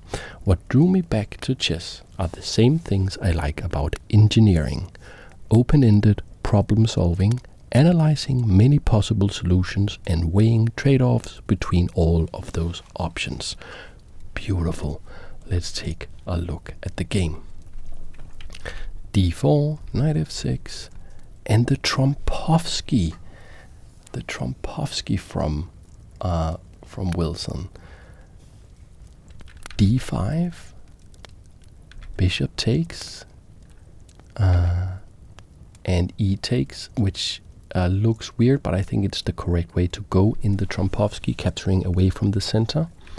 e3, bishop d6, and f4. Looks like the two bishops here could be nice for black. But of course white has very nice control over the e5 square. Bishop comes out to f5, knight c3, c6, bishop d3, and bishop drops back. So maybe we could attack that with this, or we could capture like this, which get like a square of pawns, also kind of interesting. h4 though, going after the bishop in another way. And the bishop decides to move again. This move I want to be a little bit critical of, just because if you wanted the bishop on e4, there's no reason to go to g6 first. However, I once saw a video about Karpov where he played a move and then Kasparov played something, and Kasparov kind of took his move back. He played, and the interviewer was like asking, isn't that sort of embarrassing? And he said, well, it's much better to play the best move than to not play the best move because you're embarrassed. So maybe it's the engineering side of Unusual Butter saying, oh, I made a mistake, let me correct the mistake at once. Knight takes, pawn takes, bishop takes. So black lost a pawn, but there is compensation according to the computer, and a move like f5 could be good here. Queen b6, going for activity, looking at this. So b3, and here we see the activity, the compensation, bishop check. King will probably have to move, goes to f2, and if black had been further in the development of his forces, I think the king could be in trouble. However, we only have two attacking pieces, so the king looks quite safe here. Knight d7, knight e2, queen a5. So neglecting development, neglecting getting castled a little bit, but having some interesting prospects here, and also being controlling the dark squares. But a3, so Wilson says, you need to get out of here. And bishop takes a3. Winning a pawn, but going into a self-pin against the queen. Very double-edged. b4, attacking the queen immediately, trying to win that bishop, but queen takes b4. c3, just trying to disrupt communication between the bishop and the queen, but queen d6, still protecting the bishop. And here's the point, queen b3 with a double attack here and here. So queen e7, queen takes b. So not capturing the bishop, but actually taking here instead, because it's very, very dangerous for black. Looking at the rook, looking at this, and very nice control of the light squares here. And I guess you have to castle maybe. No, rook b8. Queen takes c6. And now castles. So what is this position really like? King is on f2 for white. Actually looks very safe there. And we have 5 pawns for black and 6 pawns for white. So white is a little bit ahead in material, and it's a very double-edged position, very asymmetrical. Dark squared versus light squared, sort of unusual castle. while unusual butter has a very traditional castle. Very exciting game. Bishop f5, going after the knight. The knight is defended by the rook. Rook f d8. Queen e4. So that looks at this, and it's also offering the trade of queens, just saying I'm up material. Go ahead and exchange the queens. Okay, queen takes queen, bishop takes queen, and bishop e7, which I think hangs a7. So now the problem is not so much losing that pawn and being down 2 pawns in this position. The problem is more that it's hard to activate the rooks and get an attack going, because these pieces here are a little bit clumsy. If we can find a good way to activate them, I think black has good chances to fight. f5. That looks a bit like a blunder. We must say black is also down on time a lot, because that can just be captured. So what was the point? Rook b2. I think just rook takes here. Rook takes, bishop takes. So now black is down a lot of material. Lashing out. h5, g3, king h7, and white starts pushing the pawns to make queens. Defend by the rook, but rook c1. What? That move must be some sort of either glitch or time trouble, because that doesn't do anything. Rook c3, just rook takes, and the game is practically over.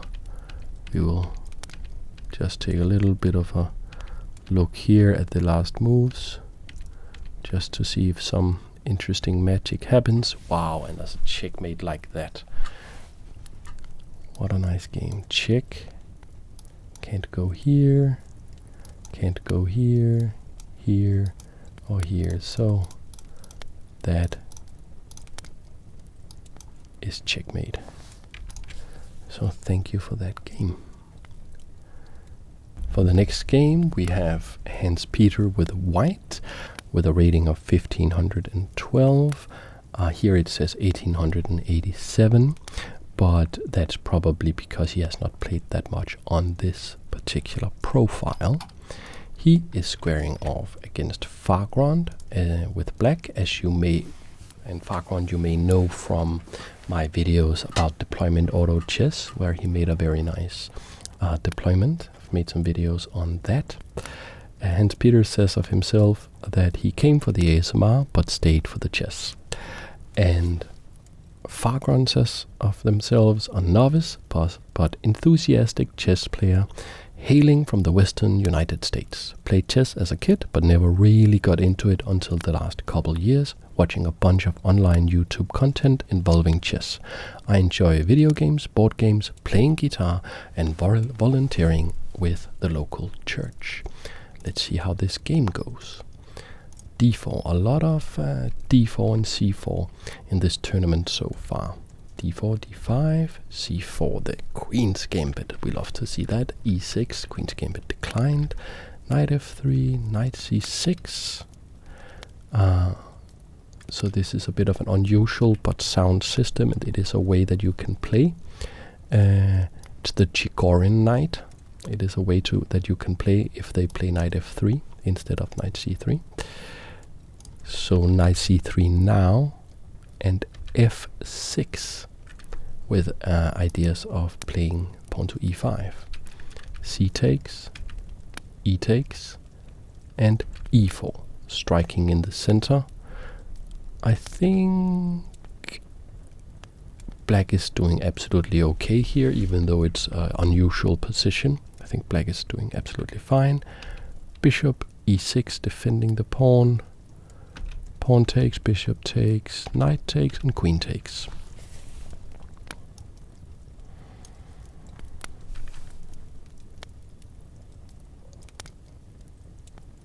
So pretty even position, a little bit unusual, but very solid play for both sides. Bishop e2, getting ready to castle, and castle's long.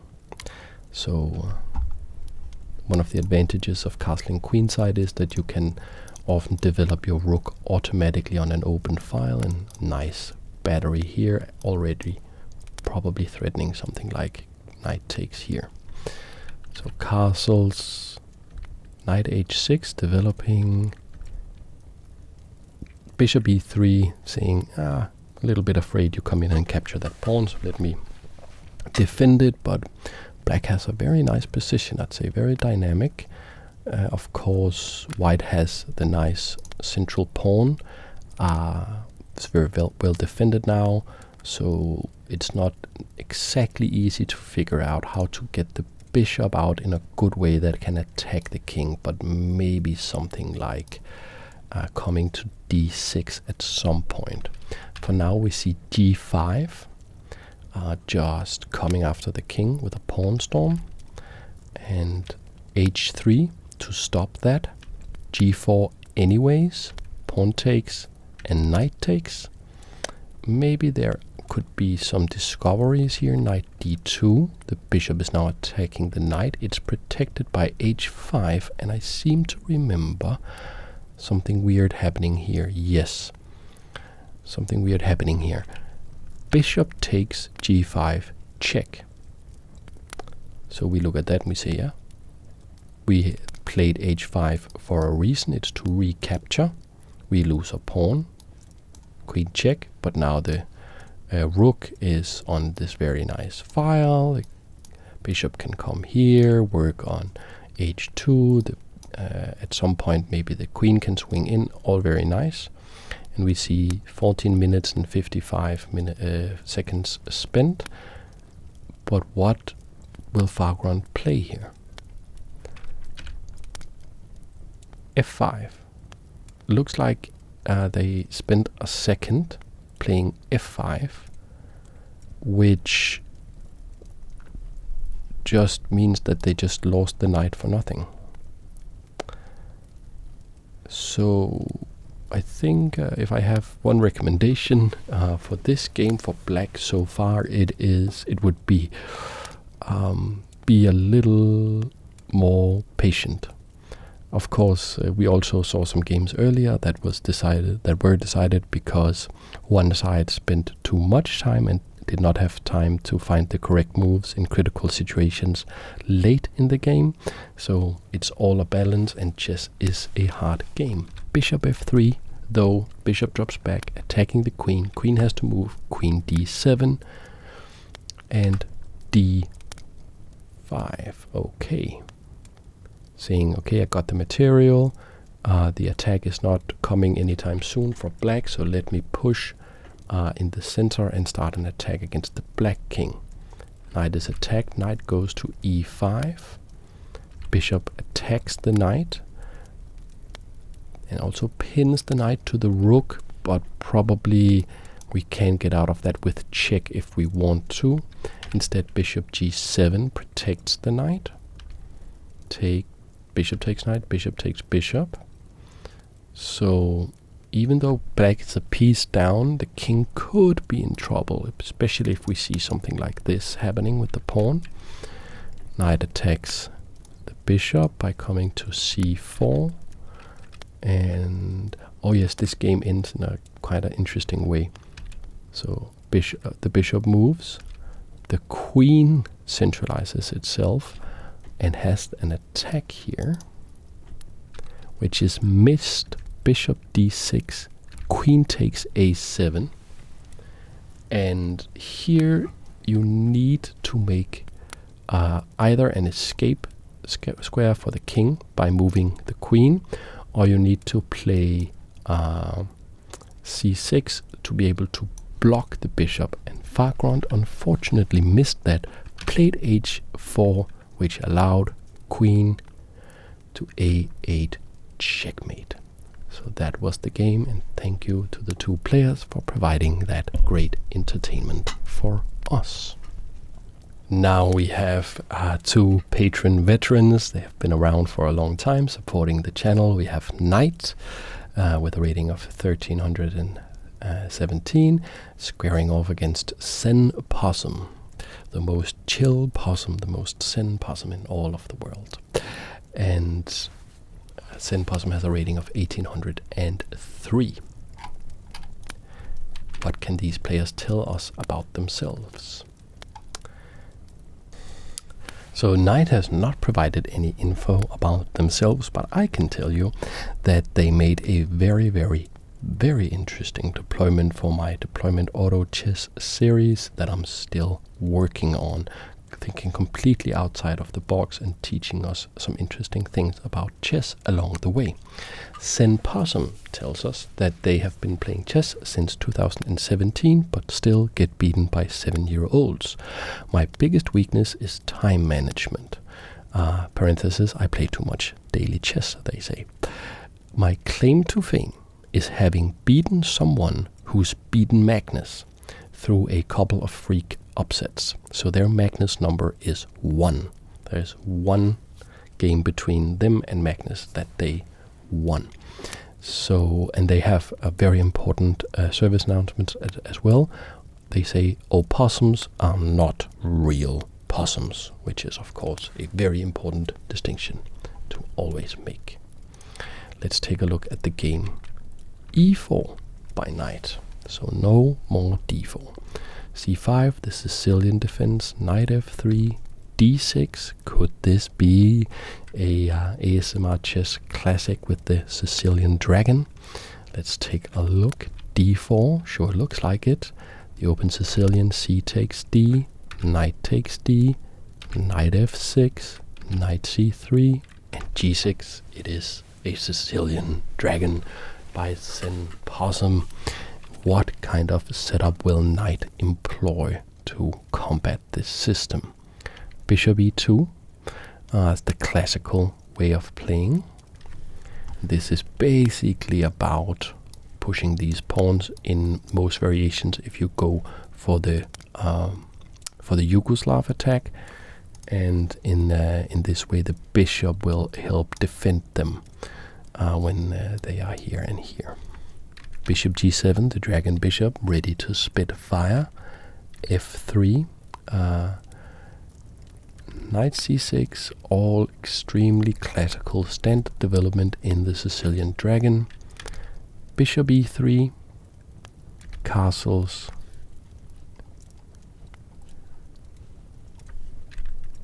and here is a surprise, because I would say queen d2. Just formed battery with the bishop, be able to come to h6, exchange yourself for the dangerous dragon bishop, and then castle long, push these pawns, the Yugoslav attack style.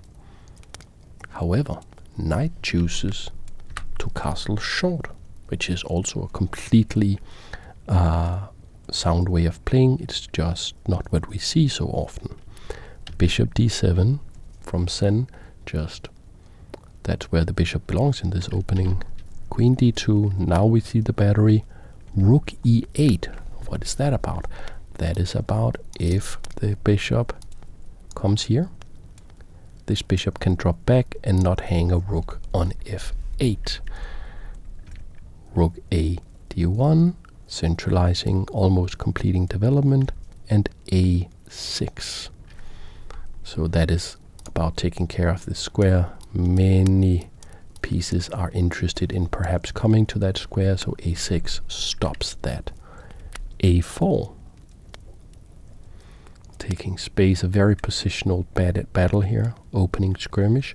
Rook c8, now we have almost completed the standard setup for the dragon, Sicilian dragon here by Zen. The only thing is the queen needs to figure out where she wants to be. and it's always a little harder to figure that out when white has castled kingside. So let's take a look here. f4, going for an attack, thinking about pushing to f5, queen a5, getting the queen involved in the game, and knight takes knight. So knight lets their knight take the knight. And b takes, not b takes, actually bishop takes.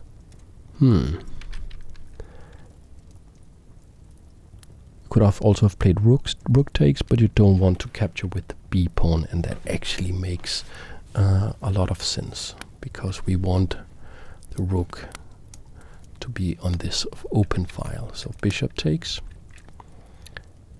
and e5. So this is a very ambitious move. Does it hang a pawn though?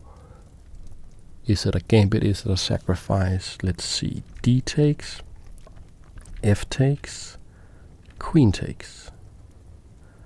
So now the queen is showing her worth on this rank, winning a pawn,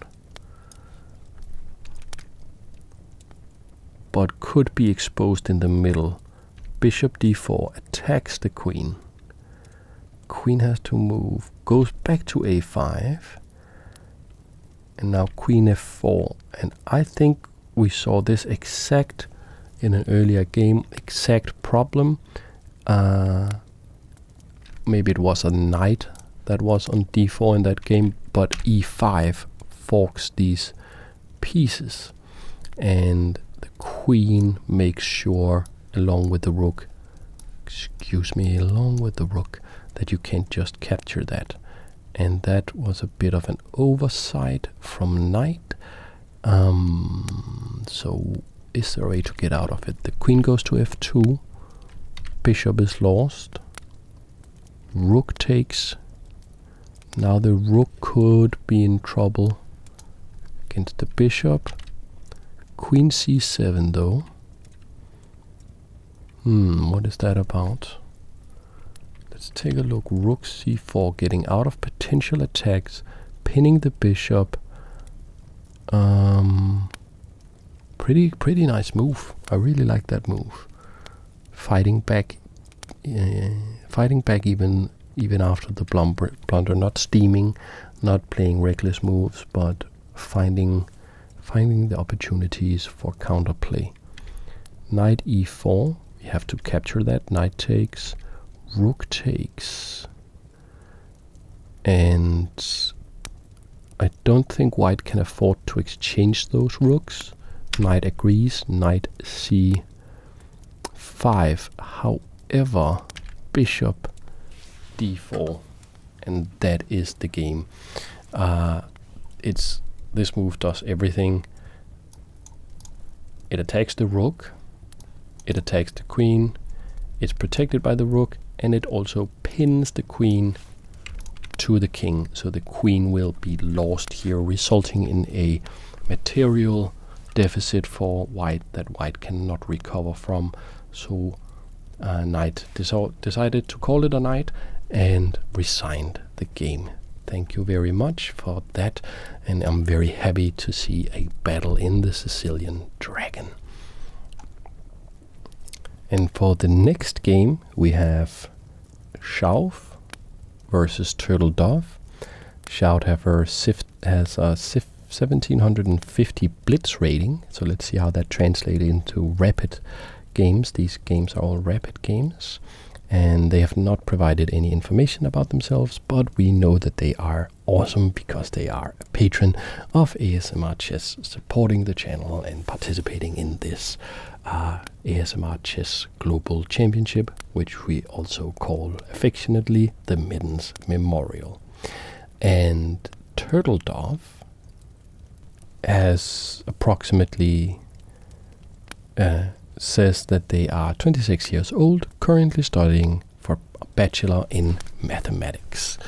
Mathematics is, of course, the language of the universe, and a beautiful and satisfying thing to study. Let's take a look at the game. And I've looked at this before, and there's something interesting and unusual about it. d4. Try to take a look at the time consumption from the players here. Knight f6 and bishop f4. This is probably going to be a London system of some sort. g6 and knight c3. So something that looks maybe like a Jubava London. Bishop g7, e4. No, not a Jubava London, but going into a standard modern defense. Okay, then d6, queen d2, castles, and castles long. The players started with 15 minutes each, and then you get 10 seconds per move you play. And now Schauf has 15 minutes and 38 seconds, and Turtledorf has 15 minutes and 30 seconds. So they are just blitzing out these moves. They know their theory. They are not thinking, they know exactly what to play here. Knight c6, bishop h6, and we've seen this in many games, this exchange here of the bishops. But e5, not doing that right away, but responding to e5 with d5, and then knight d4. That's a strong knight. That's a strong knight. White may be able to get rid of this potentially very strong bishop, but has established this very strong knight in the center. So, knight g to e2, challenging the knight. And I think actually there could be a problem here. I think bishop takes, because that forces queen takes. And after that, I think knight g4, and this is a little bit advanced.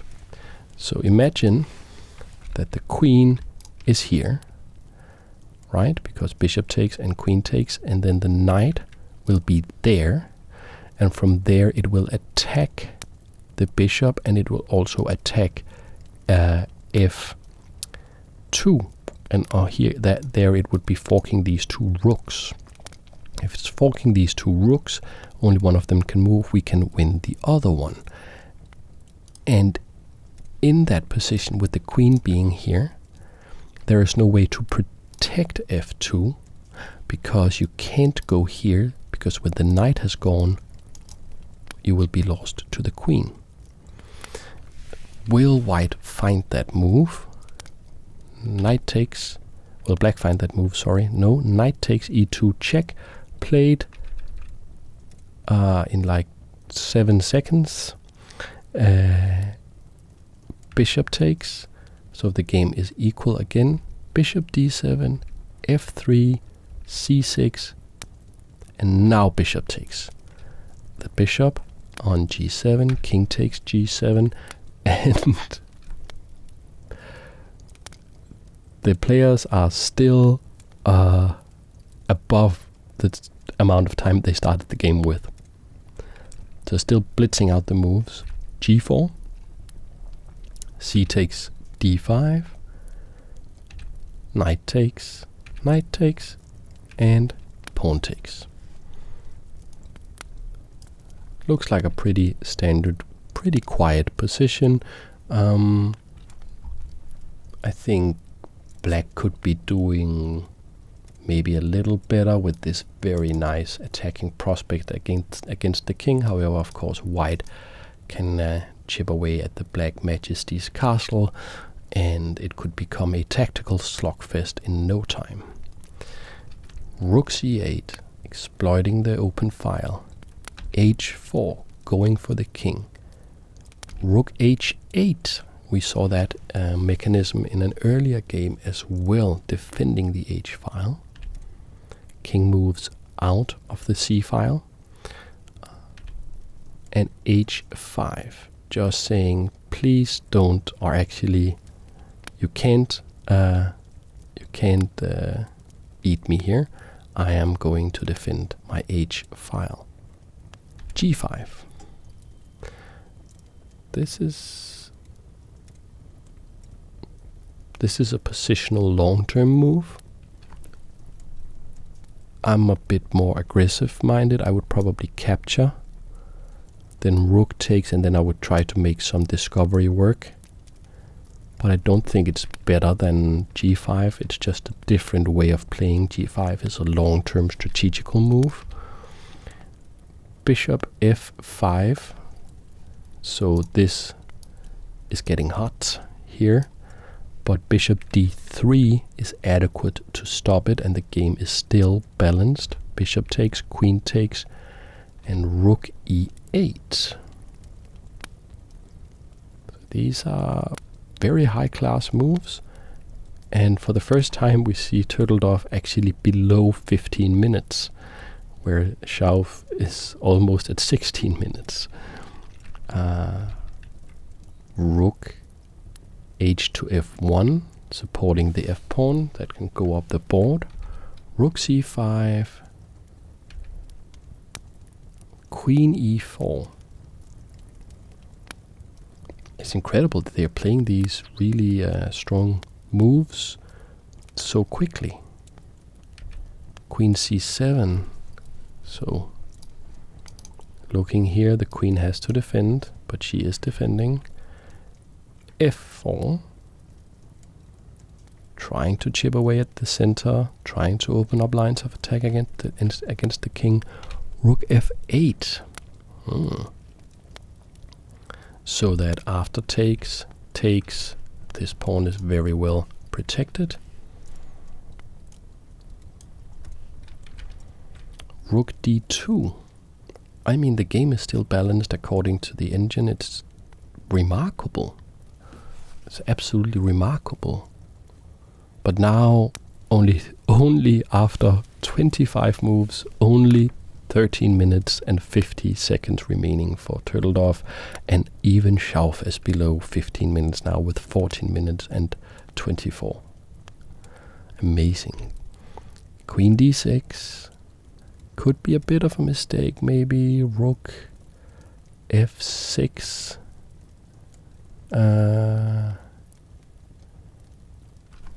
Picking up a tempo against the queen here. And sort of AlphaZero style clamping down on the black king. However, queen f3, f6, Ben Feingold screaming somewhere, never play f6, but actually I think it's a pretty good move. G takes, okay. Rook takes. Queen takes, okay, complete liquidation. Queen takes, rook takes, king takes. So now we are in this super equal endgame. This pawn,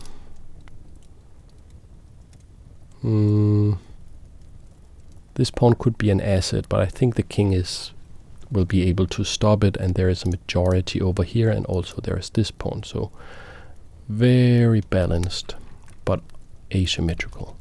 d6. Rook drops back to stop it. d7, and we are stopping that, and we have to go with the king to eat it, and it looks like it's going to be a draw. Rook check here. So what are we doing? Takes, okay, and takes, and whoops. What? That is so crazy. That is so crazy. I haven't seen the end of the game. So here this is completely equal position. There was maybe one mistake early in the game somewhere, but otherwise, other than that, the two players have played just amazing chess, both of them using almost no time. And here move like c3, excuse me, c3, c4, maybe rook check with an idea of exchanging rooks.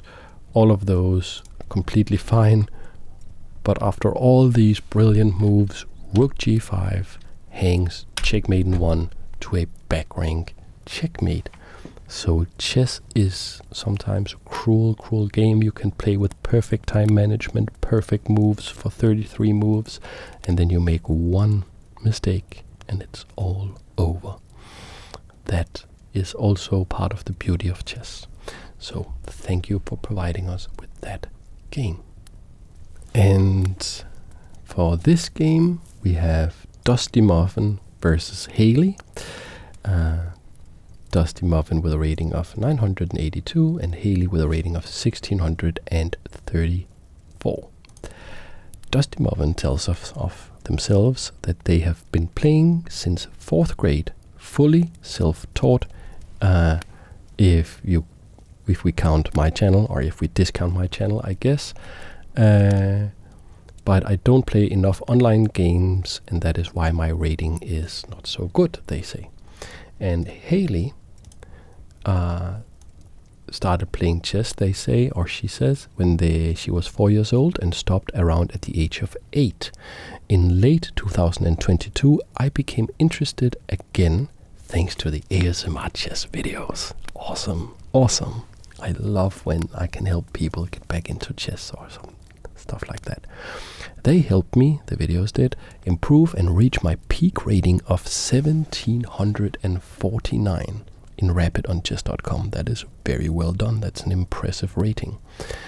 Other than that, I enjoy learning about science, physics, and chemistry in particular. Physics and chemistry is how we learn about the physical world around us, which is, of course, a wondrous and amazing place. And the physics and chemistry has given us miracles and miracles of science. So that is super cool. Let's take a look at the game. Dusty Muffin opens up with e4, and we see c5, a Sicilian again. What kind of Sicilian will we get? Bishop c4. Very unusual move already. e6, trying probably to exploit the early bishop development here. Knight f3 and d5. So the bishop is attacked. E takes, and what will the bishop do? It drops back to e2. And this looks like, what is it called? The hillbilly attack or something? I can't remember. But it looks weird, but this is actually a pattern that is sometimes used. Knight f6, d4, striking in the center. Knight c6, knight c3, and bishop g4, castles. Bishop takes f3. Bishop takes f3. And knight takes d4. So white lost a pawn there, but their position looks very active and very good, and they have a very safe and nice king. So I think actually I prefer white a little bit in this position, even though they lost a pawn. Let's take a look. Rook e8, rook e1 check. Okay, so that is already starting to say, okay, I lost a pawn, but you know what I got? Open files against an uncastled king. Bishop e7. And very curious move here. b4. So idea is probably that you can't capture that because you hang your knight. But maybe black could start by playing knight takes with check, queen takes, and then take the pawn. That's what happens. Knight takes f3, queen takes f3, but black decides not to take the pawn, but to castle instead, which also makes sense, basically saying, maybe I can get the pawn, but you know what? I'm a little bit afraid of that rook. I'm a little bit afraid. Let me have a nice secure king instead.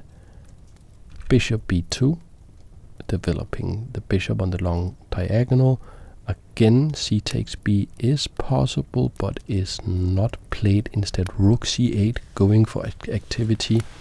Looks like a good move. Rook a d1, also going for activity. In the center here, it looks like the d5 pawn is in some sort of trouble. Rook e8, all the pieces are doing work. Great play for both sides. Interestingly, black did not have at any point to capture this pawn. It was a little bit risky to do so. Probably with perfect computer play, just capturing the pawn what was possible, but maybe it's not wise to bank on then being able to defend the extra material. Knight takes, and rook takes. So this looks like the queen really has to move. Goes to b6.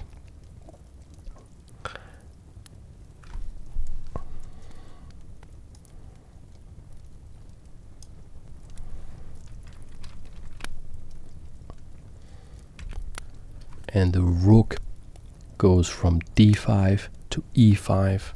This is very, very dangerous. These rooks are looking at the bishop, and there's also a pin on this rook, and there could be a back rank threat coming up very, very quickly. Queen takes b5. That is interesting.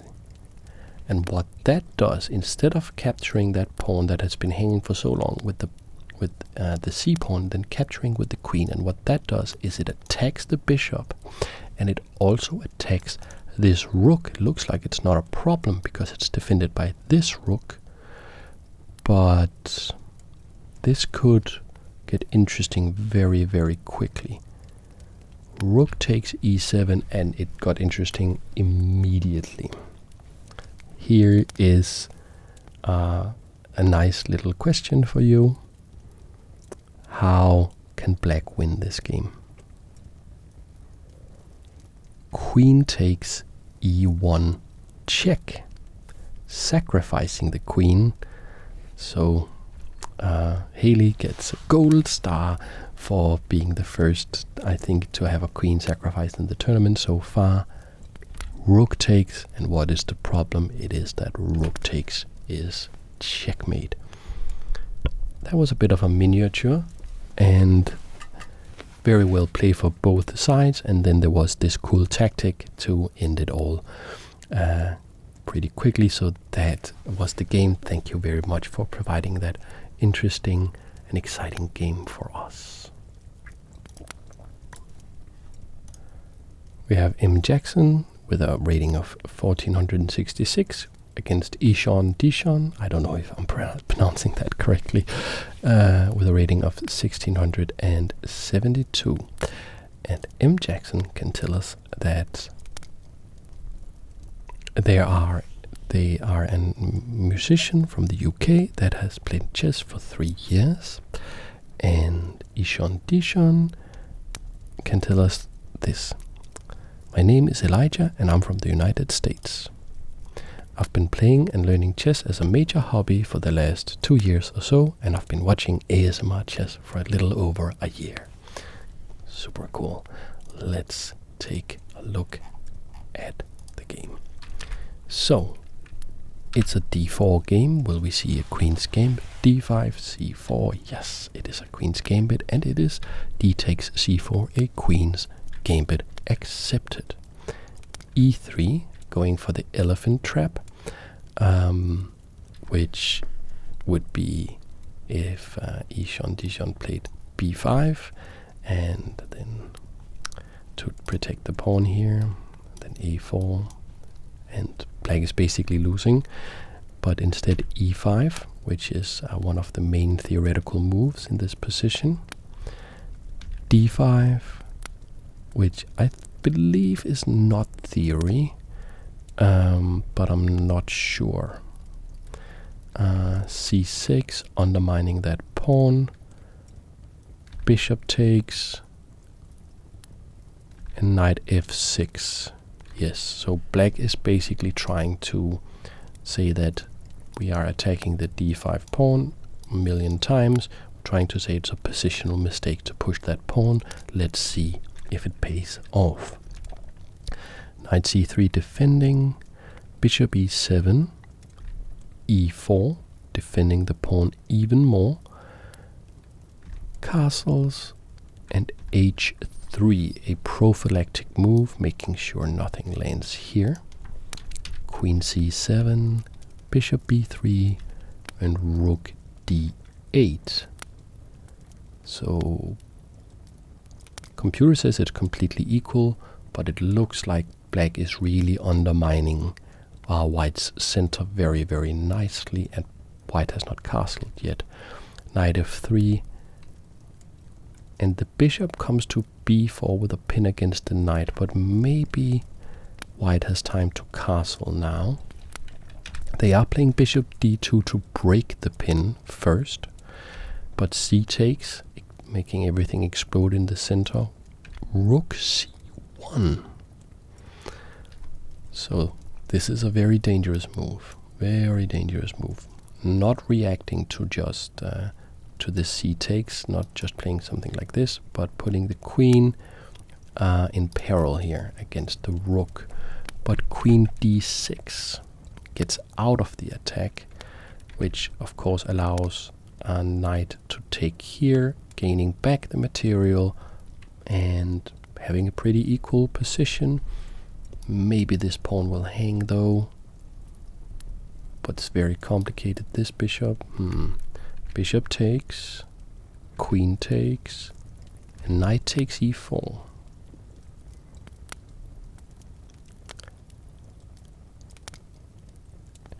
Queen e3. The thing is that even though this knight is attacked many times, the queen can't really take it because she's worth too much. She would be lost to the bishop, even though white would also lose the bishop. The queen is still too strong, can't lose her like that. Knight is attacked, drops back to f6. Knight c7.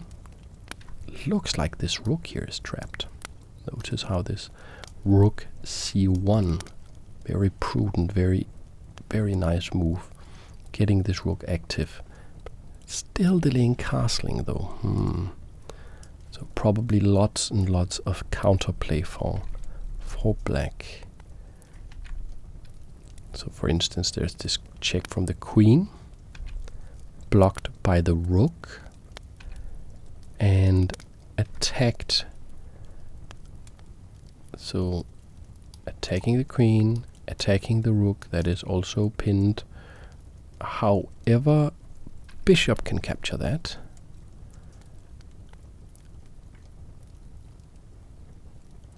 And it's defended by this knight, and probably what black missed was thinking, okay, this knight is going to capture here, that's the role of this knight, that's the job of this knight, that's what this knight is doing.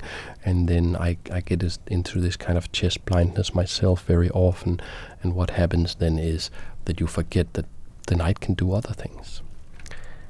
Queen takes b2, castles just in time. That was, yeah. If you don't castle here, you could get in trouble. Maybe knight d7, and now the rook is captured. Knight to f6, saying bishop must leave. We are attacking you sometimes here. The bishop does leave. It drops back to b3, putting the queen in prison a little bit. e4, attacking the knight. So just pressing forward. This game is far from over. Also, this knight could have a hard time finding the time to get out. However, of course, white is up a bunch of material. The knight comes closer to the king, coordinating dangerous attack with the bishop. That's stopped, but bishop takes, and now the pawn structure is not very nice. Can we, however, now the knight just comes out. Rook d6, protecting the pawn, but falling into this fork from the knight against these two, and Jackson missed that the queen was also attacked, so knight takes queen, which forces resignation.